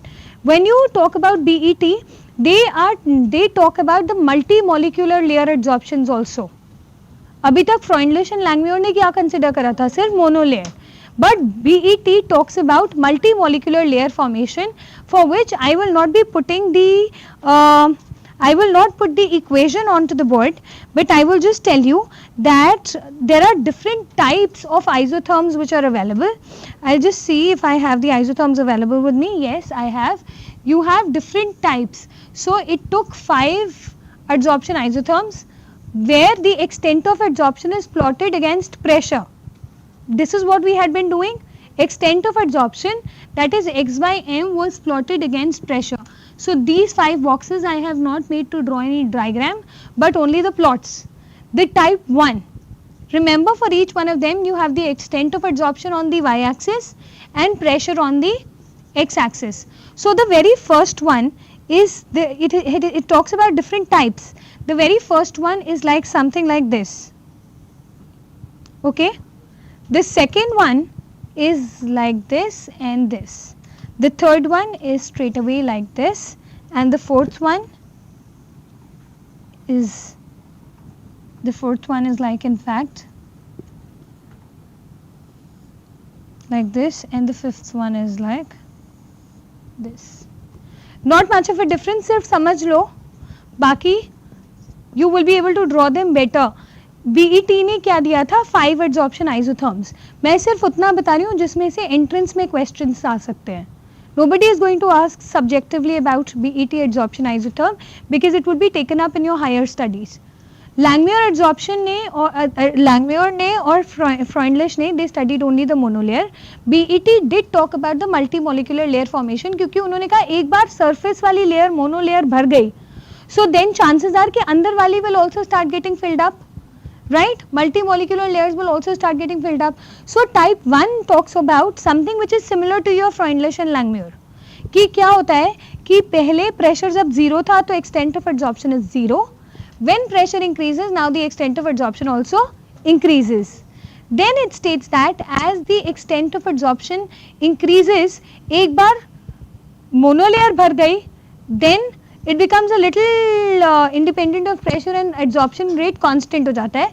But फिर उसके बाद थोड़ा pressure और increase करने पर multi-molecular layers will also start getting adsorbed. So then the rate of adsorption again increases. बात समझ में आई? The first one is that first your layer is getting adsorbed. The first is that, abhi, I'll just take it up.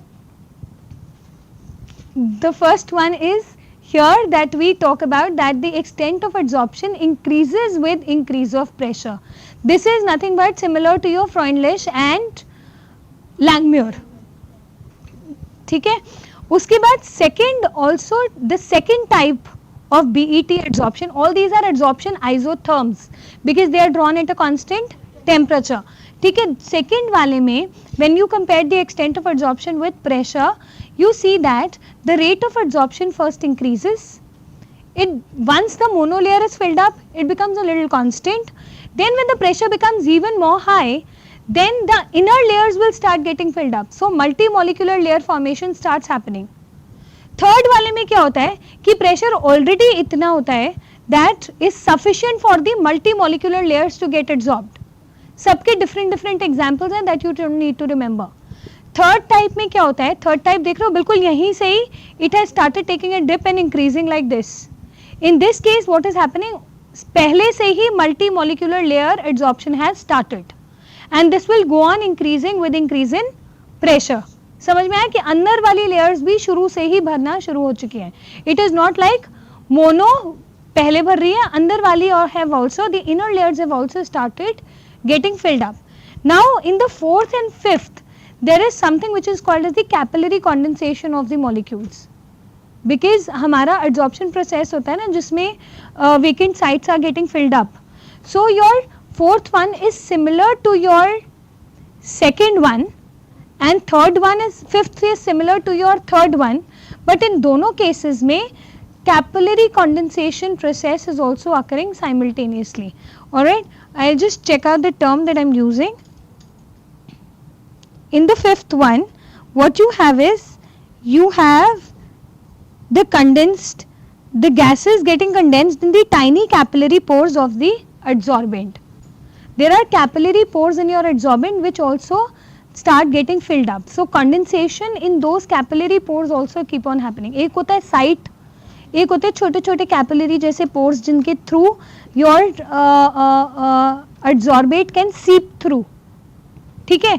तो इसके अंदर capillary condensation of the solute also keeps happening simultaneously, यही difference है। I repeat the 5 BET adsorption isotherms. First वाला is similar to your Langmuir and Freundlich, so you all know that कि monolayer भरा and फिर when you increase the temperature even further, then what happens when you increase the temperature further, when you increase the pressure, temperature is constant throughout. When you increase the pressure further, the adsorption process becomes almost kind of constant, independent of pressure.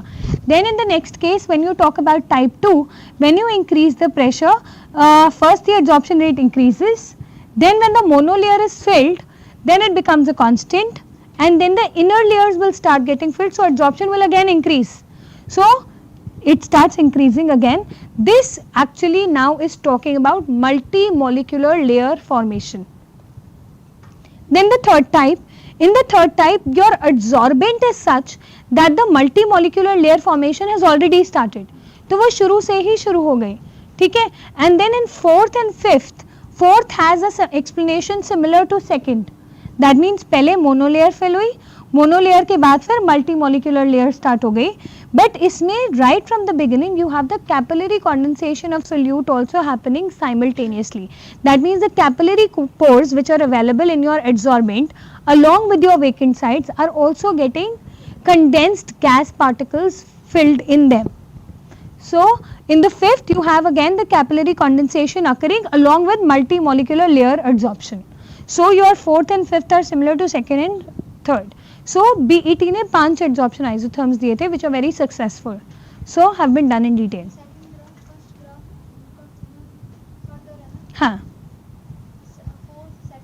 हाँ, और first case उस case में है जहाँ पे multi available ही नहीं है, अंदर की लेयर्स अगर अवेलेबल ही नहीं होंगी तो जितना मर्जी प्रेशर बढ़ा लो you will not have any multi molecular layer formation because there may be some adsorbents जिसमें पॉसिबिलिटी ही नहीं है, ठीक है। अपने आप फॉर्म नहीं होंगी, वो पहले से अवेलेबल होगा साइड पे। अब जो कैटलिस्ट जो है वो है, उसमें ऑलरेडी वेकेंट साइट्स हैं तो हैं। If your surface is absolutely smooth तो उसमें वैसे ही आपको पता है कि बिल्कुल there are chances of no vacant sites, तो it will not act as an absorbent at all. So multi-layers are also similarly available unless and until you bring about physical changes through some. मतलब हाँ, you can write, that's what I'm saying. If you produce conditions which are such where you can actually bring about some changes in your structure, तो structural changes आएंगे तो फिर vacant sites available हो जाएंगी. अब जैसे अगर आप किसी सॉलिड सरफेस की बात कर रहे हो and then you heating, you know that you can create defects. Defect क्या होता है? आपने वेकेंट साइट क्रिएट कर दी. वेकेंट साइट अब कहाँ क्रिएट हुई है? अंदर हुई है, बाहर हुई है, किस side? So that all depends on that. ठीक है. All these phenomena are in fact interrelated. Yeah, ma'am.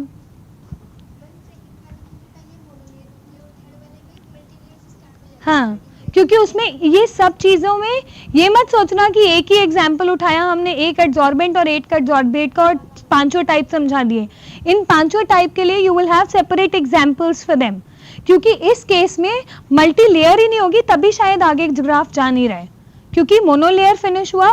फिर इसीलिए जैसे ही प्रेशर बढ़ा तो the rate of adsorption became constant after the monolayer got field. Here adsorbent में पॉसिबिलिटी थी कि एक बार मोनोलेयर फिल हो गया तो प्रेशर और इंक्रीज करने पर multi molecular layer started getting filled, inner layer started getting filled. Starting से क्यों नहीं हुआ? क्योंकि it was the property that first of all your layers also depend as to how they are placed. अगर the top most layer is more opaque to the other inner layers तो पहले top most ही interact करेगी और फिर आगे pressure increase करने पर कुछ अंदर जाएगा और अंदर वाली लेयर पे जाएगा. Here all the layers, may be the first, second and third layers, vacant sites were already exposed to your adsorbate, so all the three layers start getting absorbed completely right from the beginning itself to completion. मतलब इसमें बहुत ज़्यादा in depth में जाना चाहिए, it's appreciable, but अभी फिलहाल for the examination point of view it's not that important. So you should just know qualitatively.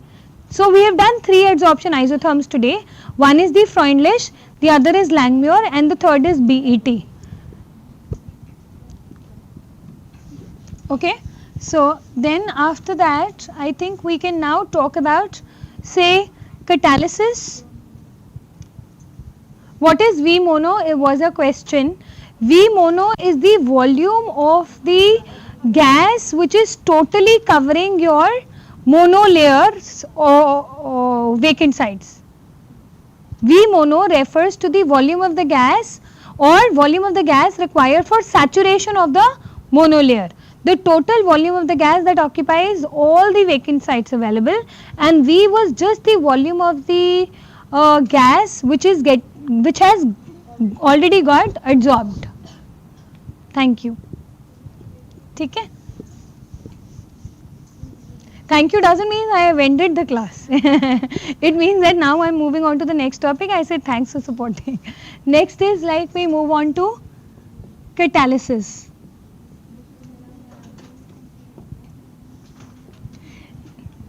What happened? Too much of theory done? No, but I mean this chapter is like a little lengthy, wherein you have very many concepts to be understood and then retained. अब इसमें ऐसा कुछ learning वाला भी नहीं था जो बहुत irritable लगे, but at least once you've understood. It's like that.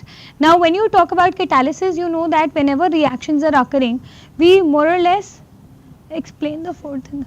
Okay, we have 5 types of BET adsorption isotherms. I am sure all of you all have the pictures, so I am not drawing it again. जो पहला type है वो similar है Freundlich और Langmuir के, where only monolayer adsorption process is considered. That means we are just talking about the monolayer formation occurring. Gas आ रही है, monolayer ऊपर वाली layer पे it is getting adsorbed. Alright, and once it is adsorbed completely, there are no chances that further layers are getting adsorbed. So it becomes independent of pressure. Second type was, although I was asked 4th and 5th only, but due to my nature I am explaining all of them again. The second type was where you had Freundlich and Langmuir जैसा curve followed by an increase. That increase refers to the multi-layers now getting adsorbed. This is your second type. Now look into the fourth type. अब शुरू से ही हमारा monolayer is getting adsorbed. Mono के साथ साथ हमारे पास कुछ कैपिलरी पोर्स भी हैं अपने एड्सॉर्बेंट में. Adsorbent has certain capillary pores which will also give space to gas molecules getting condensed to get condensed in them.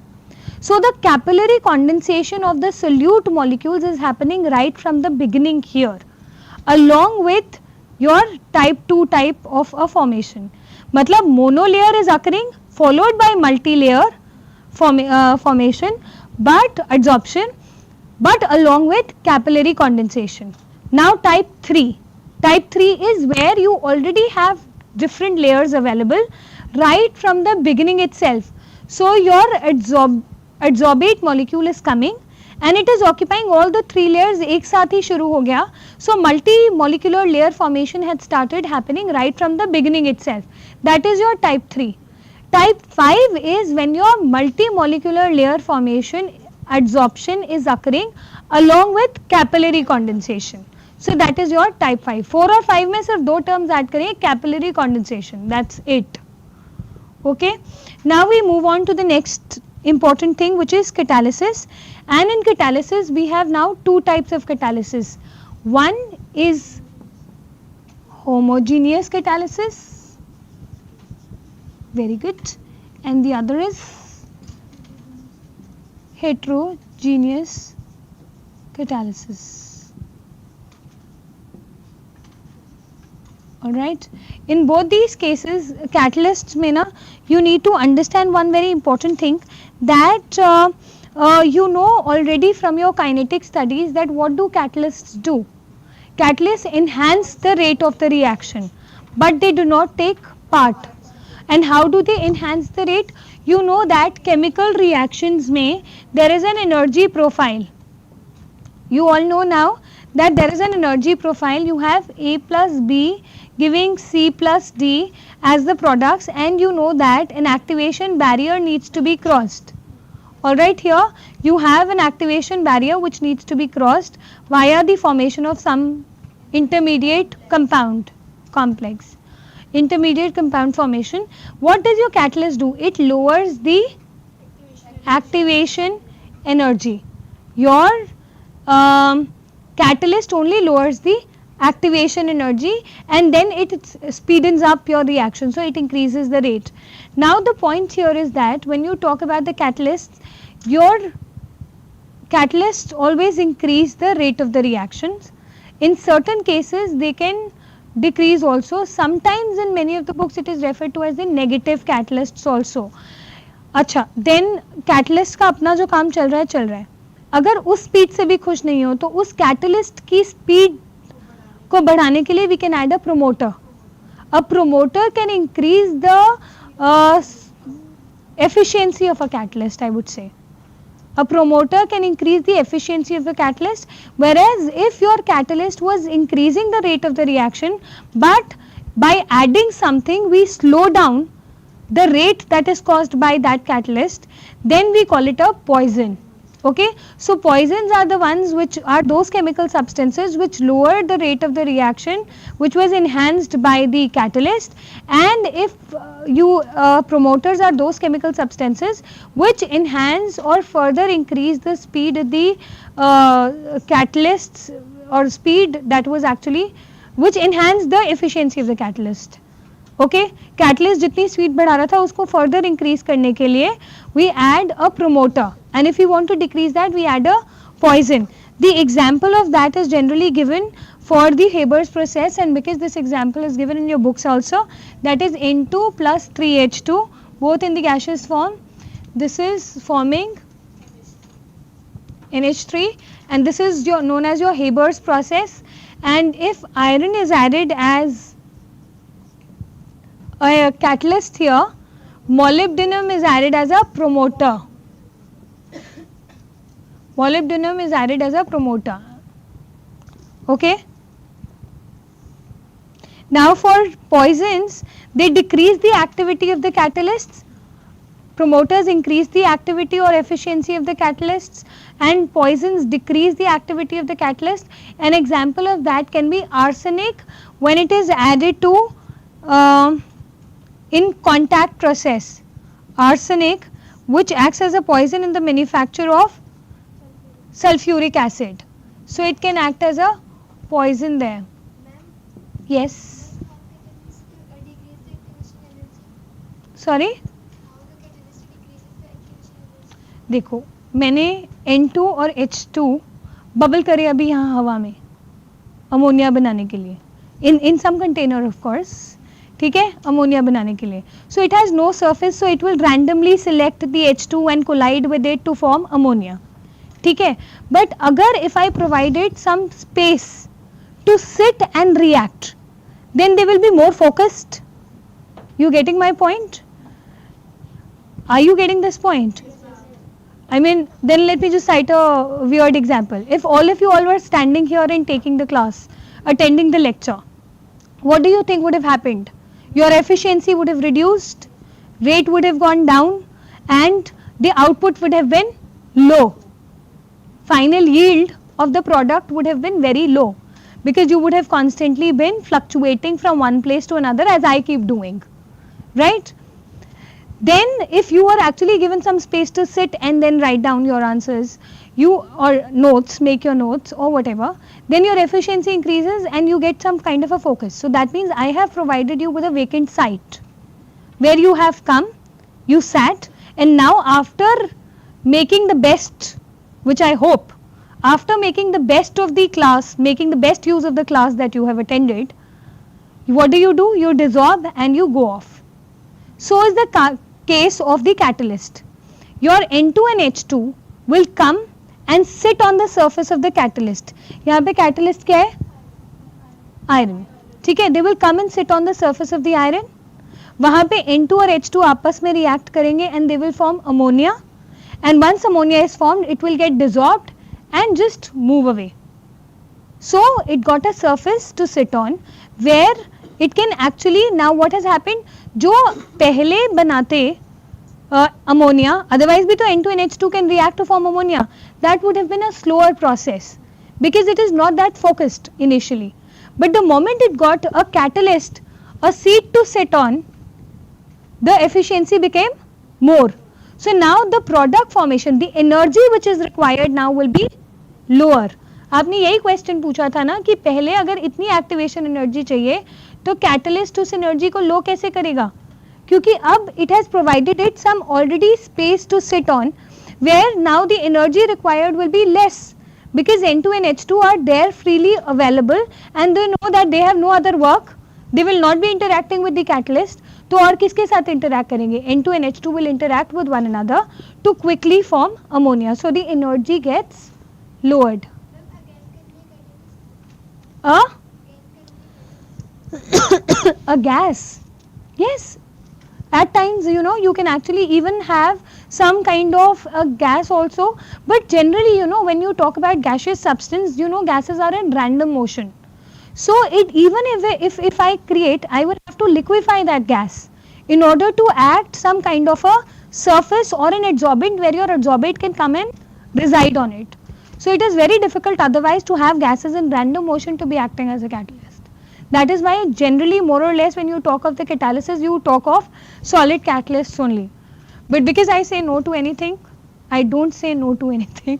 So in that case, whenever you talk of gas, you can have modified forms of the gases. Say you can have a solidified gas, you can have a liquefied gas, where you can think about it to be acting as some kind of a promoter for any of the reactions. Now here, when molybdenum is added, we talk about this, and poison ka example which I didn't remember, I just took it up. So arsenic can be used as a poison for the contact process, where contact process is for the formation of sulfuric acid. Okay, then say we have different types of catalysis. One is the homogeneous catalysis and the other is the heterogeneous catalysis. Homogeneous catalysis is the one in which the catalyst and the reactants are in the same phase. एक gas में है तो बाकी भी gaseous form में है. जैसे the best example that can be taken, I'll just take it up. The best example, say it is for, say the formation of homogeneous में, the formation of sulfur trioxide in which NO is used as a catalyst. I am not putting, because sulfur trioxide is a gas, sulfur dioxide is a gas. I am putting the three examples which are given in NCERT only. Then you have acid hydrolysis of ester. This you know, this reaction very well. Ester hydrolysis in the presence of acid gives you acetic acid plus methanol. ठीक है, and then you can also have inversion of cane sugar, that is C12H22O11 plus water in the presence of H2SO4 to form C6, very good, H12O6 plus C6H12O6. These are the three examples that are given in your book and very important because see, in the first case,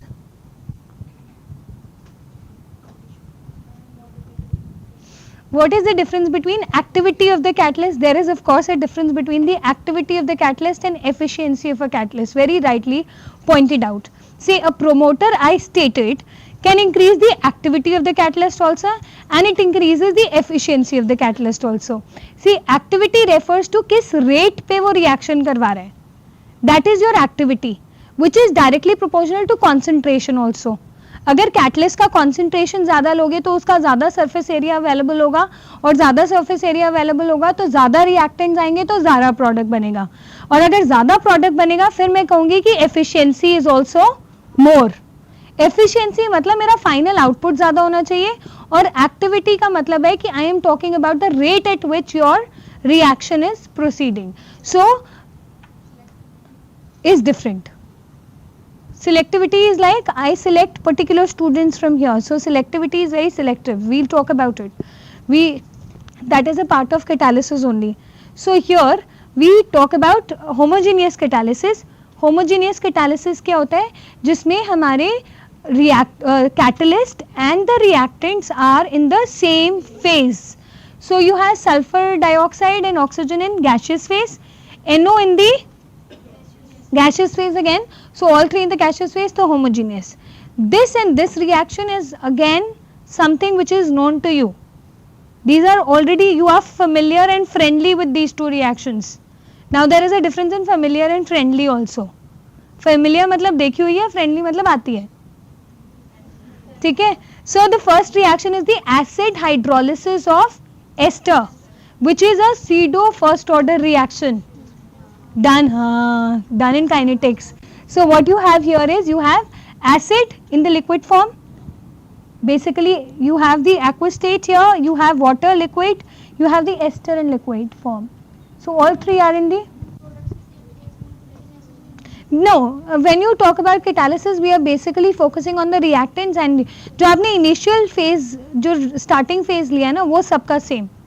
So that is why we generally refer to the catalyst to be in the same phase as your reactants. So here reactants are liquid and liquid, and then the second reaction for the liquid state that I've put is you have inversion of cane sugar solution, water, H2SO4 liquid, and that's giving you glucose and fructose. Okay, this is again the inversion of cane sugar is an example of pseudo first order reaction, pseudo unimolecular reaction or pseudo first order reactions that you've done in kinetics already, where the rate of the reaction only depends upon one of the reactants. In case of acid hydrolysis of ester, it depends upon one. Which one?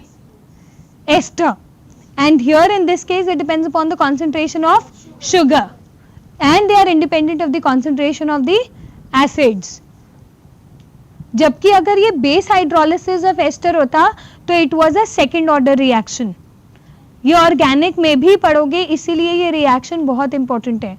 You have ester with water giving you the same products. If it is in the presence of a base NaOH, तो इसको हम क्या कहते हैं? Base hydrolysis of ester.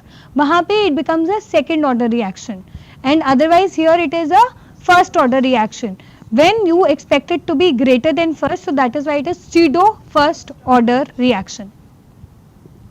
Okay, coming back to catalysis, where the catalyst is in the same phase with your reactant. So we've taken three reactions here that we've just talked about. Okay, then we can also talk about the heterogeneous catalysis. Heterogeneous catalysis is the one in which your catalyst is in a different phase. You talk about this, the first reaction that I've put here, N2 plus 3H2, ये दोनों क्या है? Gas. आपका catalyst क्या है? So Haber's process in the presence of iron as catalyst is what It is an example of heterogeneous catalysis. Then you have SO plus 2SO2 is giving you, in the presence of platinum solid, giving you 2SO3 gas. This is just similar to the first reaction that we had put.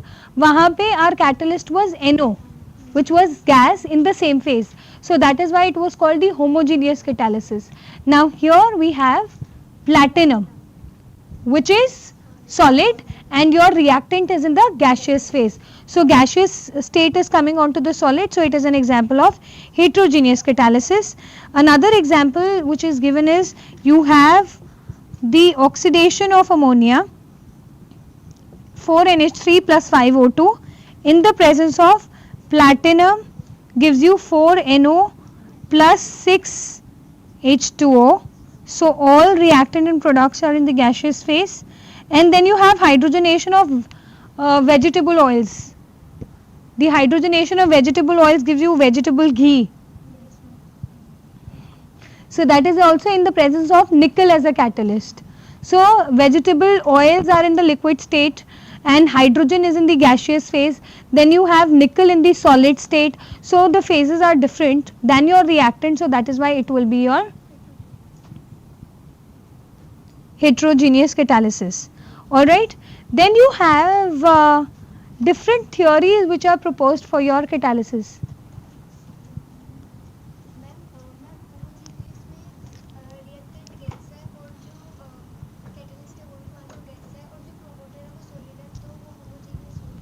नहीं, उस case में हम उसको homogeneous catalysis कहेंगे, but the moment you add promoter to it, you are spoiling the homogeneity of the reaction mixture. So उसको हम फिर heterogeneous बना रहे हैं. But otherwise, till your promoter is added, we talk only about the catalysis with the catalyst. Getting the point? So if you are taking a mixture of the catalyst which then becomes a different phase, then it becomes heterogeneous. अब heterogeneous की पहले वाली theory क्या पढ़ी थी kinetics में कि it reduces the, I am talking about two theories. We have seen the examples now.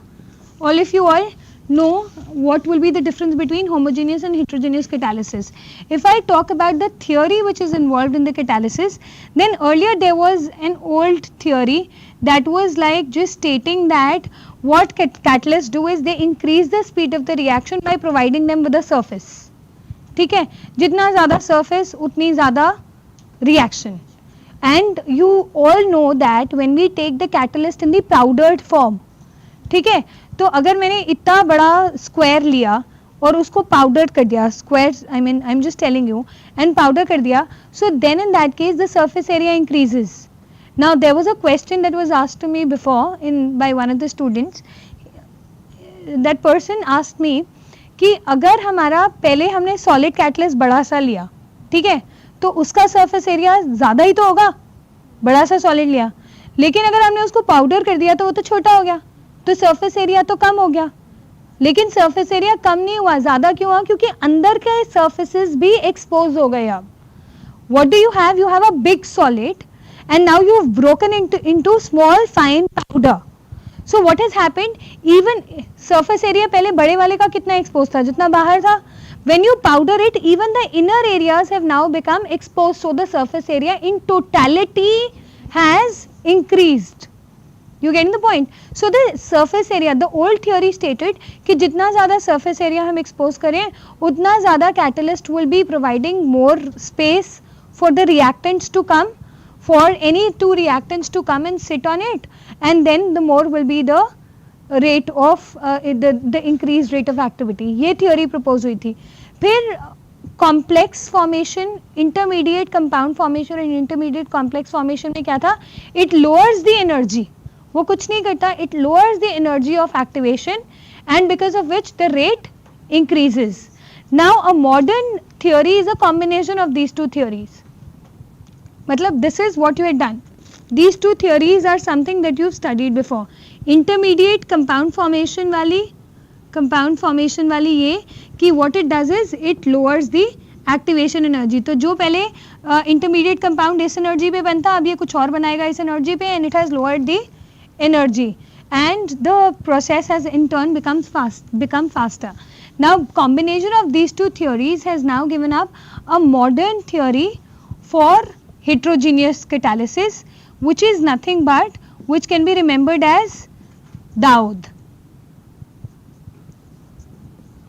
Alright, these are the steps involved for the heterogeneous catalysis. These are the steps involved in heterogeneous catalysis. I am not promoting anybody's name here, it is just a way to remember. Alright, so what we have is, first of all, what will happen if you want your reactants to come and react in a better fashion with the help of catalyst? They will have to diffuse on the surface of the catalyst. So the first method or the first step is diffusion of the reactants onto the surface of the catalyst, solid catalyst or whichever catalyst. Generally we are talking about heterogeneous. Heterogeneous may we talk of gases or liquids coming onto the surface of solid. So diffusion of the adsorbate molecules, which is given in your books, all of you all. No need to write it down, you can just remember it here. A refers to, एक बार diffusion हो गया तो अब adsorption process should start. So this refers to adsorption. O refers to occurrence of the reaction. Alright, let me just check also.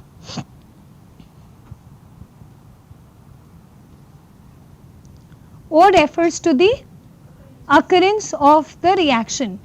Now then, once it has occurred, now what needs to be happening? जो भी पहले bond बने हुए थे दोनों के बीच में, they will now have to be broken up.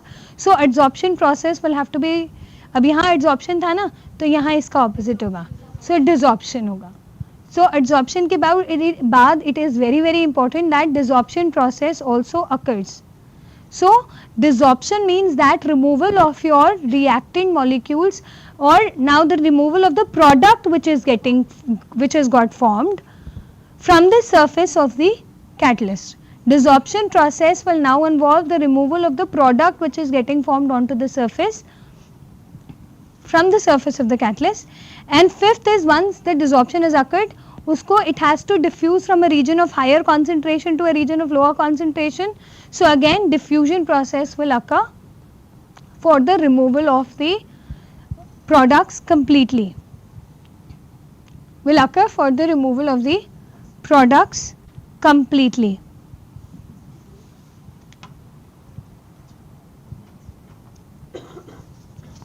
Okay, I repeat, these are the mechanism or the theory which has been proposed as to how heterogeneous catalysis proceeds. What is the basic thing that you will remember? Daoud. Last में you have double D. Okay, so the first D refers to diffusion of the reactants onto the surface of adsorbent or the catalyst. Okay, second is adsorption will occur between the reactant molecules and the catalyst. Then occurrence of the chemical reaction, भाई जो जिस purpose के लिए आए हैं, that reaction will now occur. Once the reaction has taken place, now you need to dissolve the products away. So in order for that, the fourth step will be desorption of the products, and the fifth will be diffusion of the products away from the surface of the catalyst. So this forms the basis of the modern theory. What is the difference between, what is O here? O is the occurrence of the chemical reaction. O stands for the occurrence of the chemical reaction. You can remember it the way you want to. Okay. O is the occurrence. Was there any other question of difference? O is the occurrence of chemical reaction, and एक बार chemical reaction हो गई तो मतलब product बन गया, and the product once it is formed has to get dissolved now, which is equally important for your catalyst to function well. क्योंकि अगर उसने वापस नहीं करा product, तो what is the purpose of using the catalyst? So desorption is also very important, and once desorption has occurred, then your product molecule has to diffuse off from it, completely go away from the catalyst, and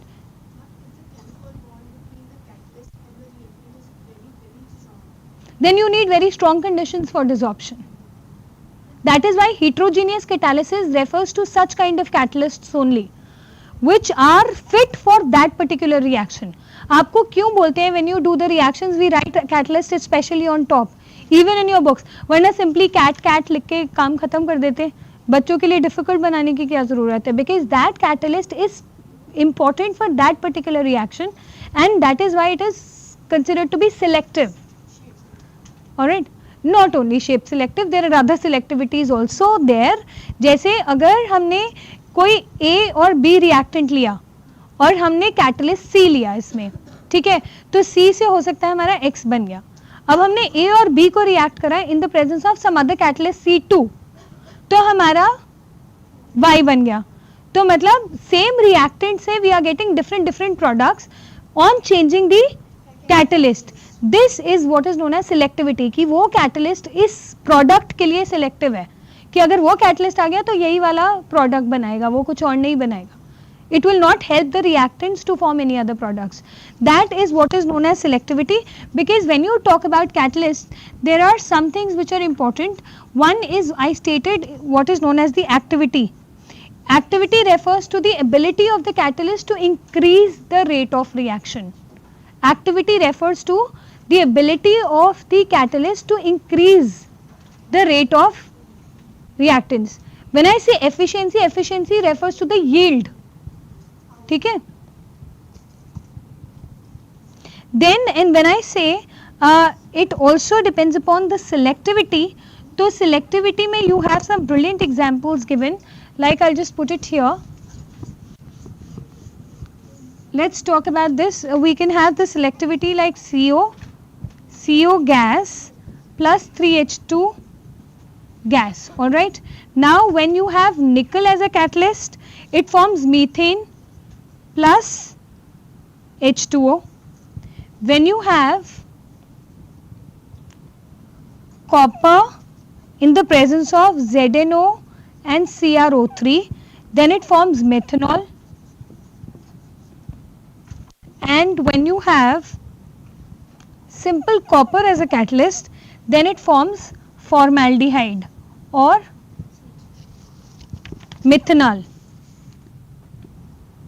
ठीक है. Now when I am talking about catalyst and I am talking about the selectivity, मैं यही बोल रही हूँ, एक catalyst अगर हम selective means if nickel comes into, if we add nickel to our reaction mixture, then it will act as a catalyst, but the products will be decided by the catalyst itself, because now it will make CO and H2 to react in such a fashion that methane is getting formed along with water.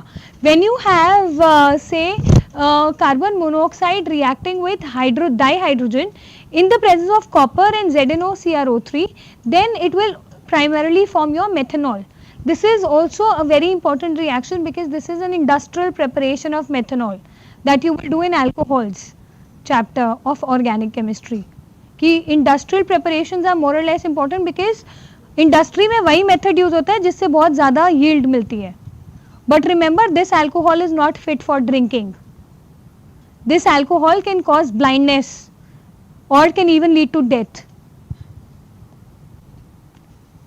The one which is actually employed into the drinking purposes is your ethanol, but here we are just talking about this. So CO plus 3H2, it is not at all fit for having.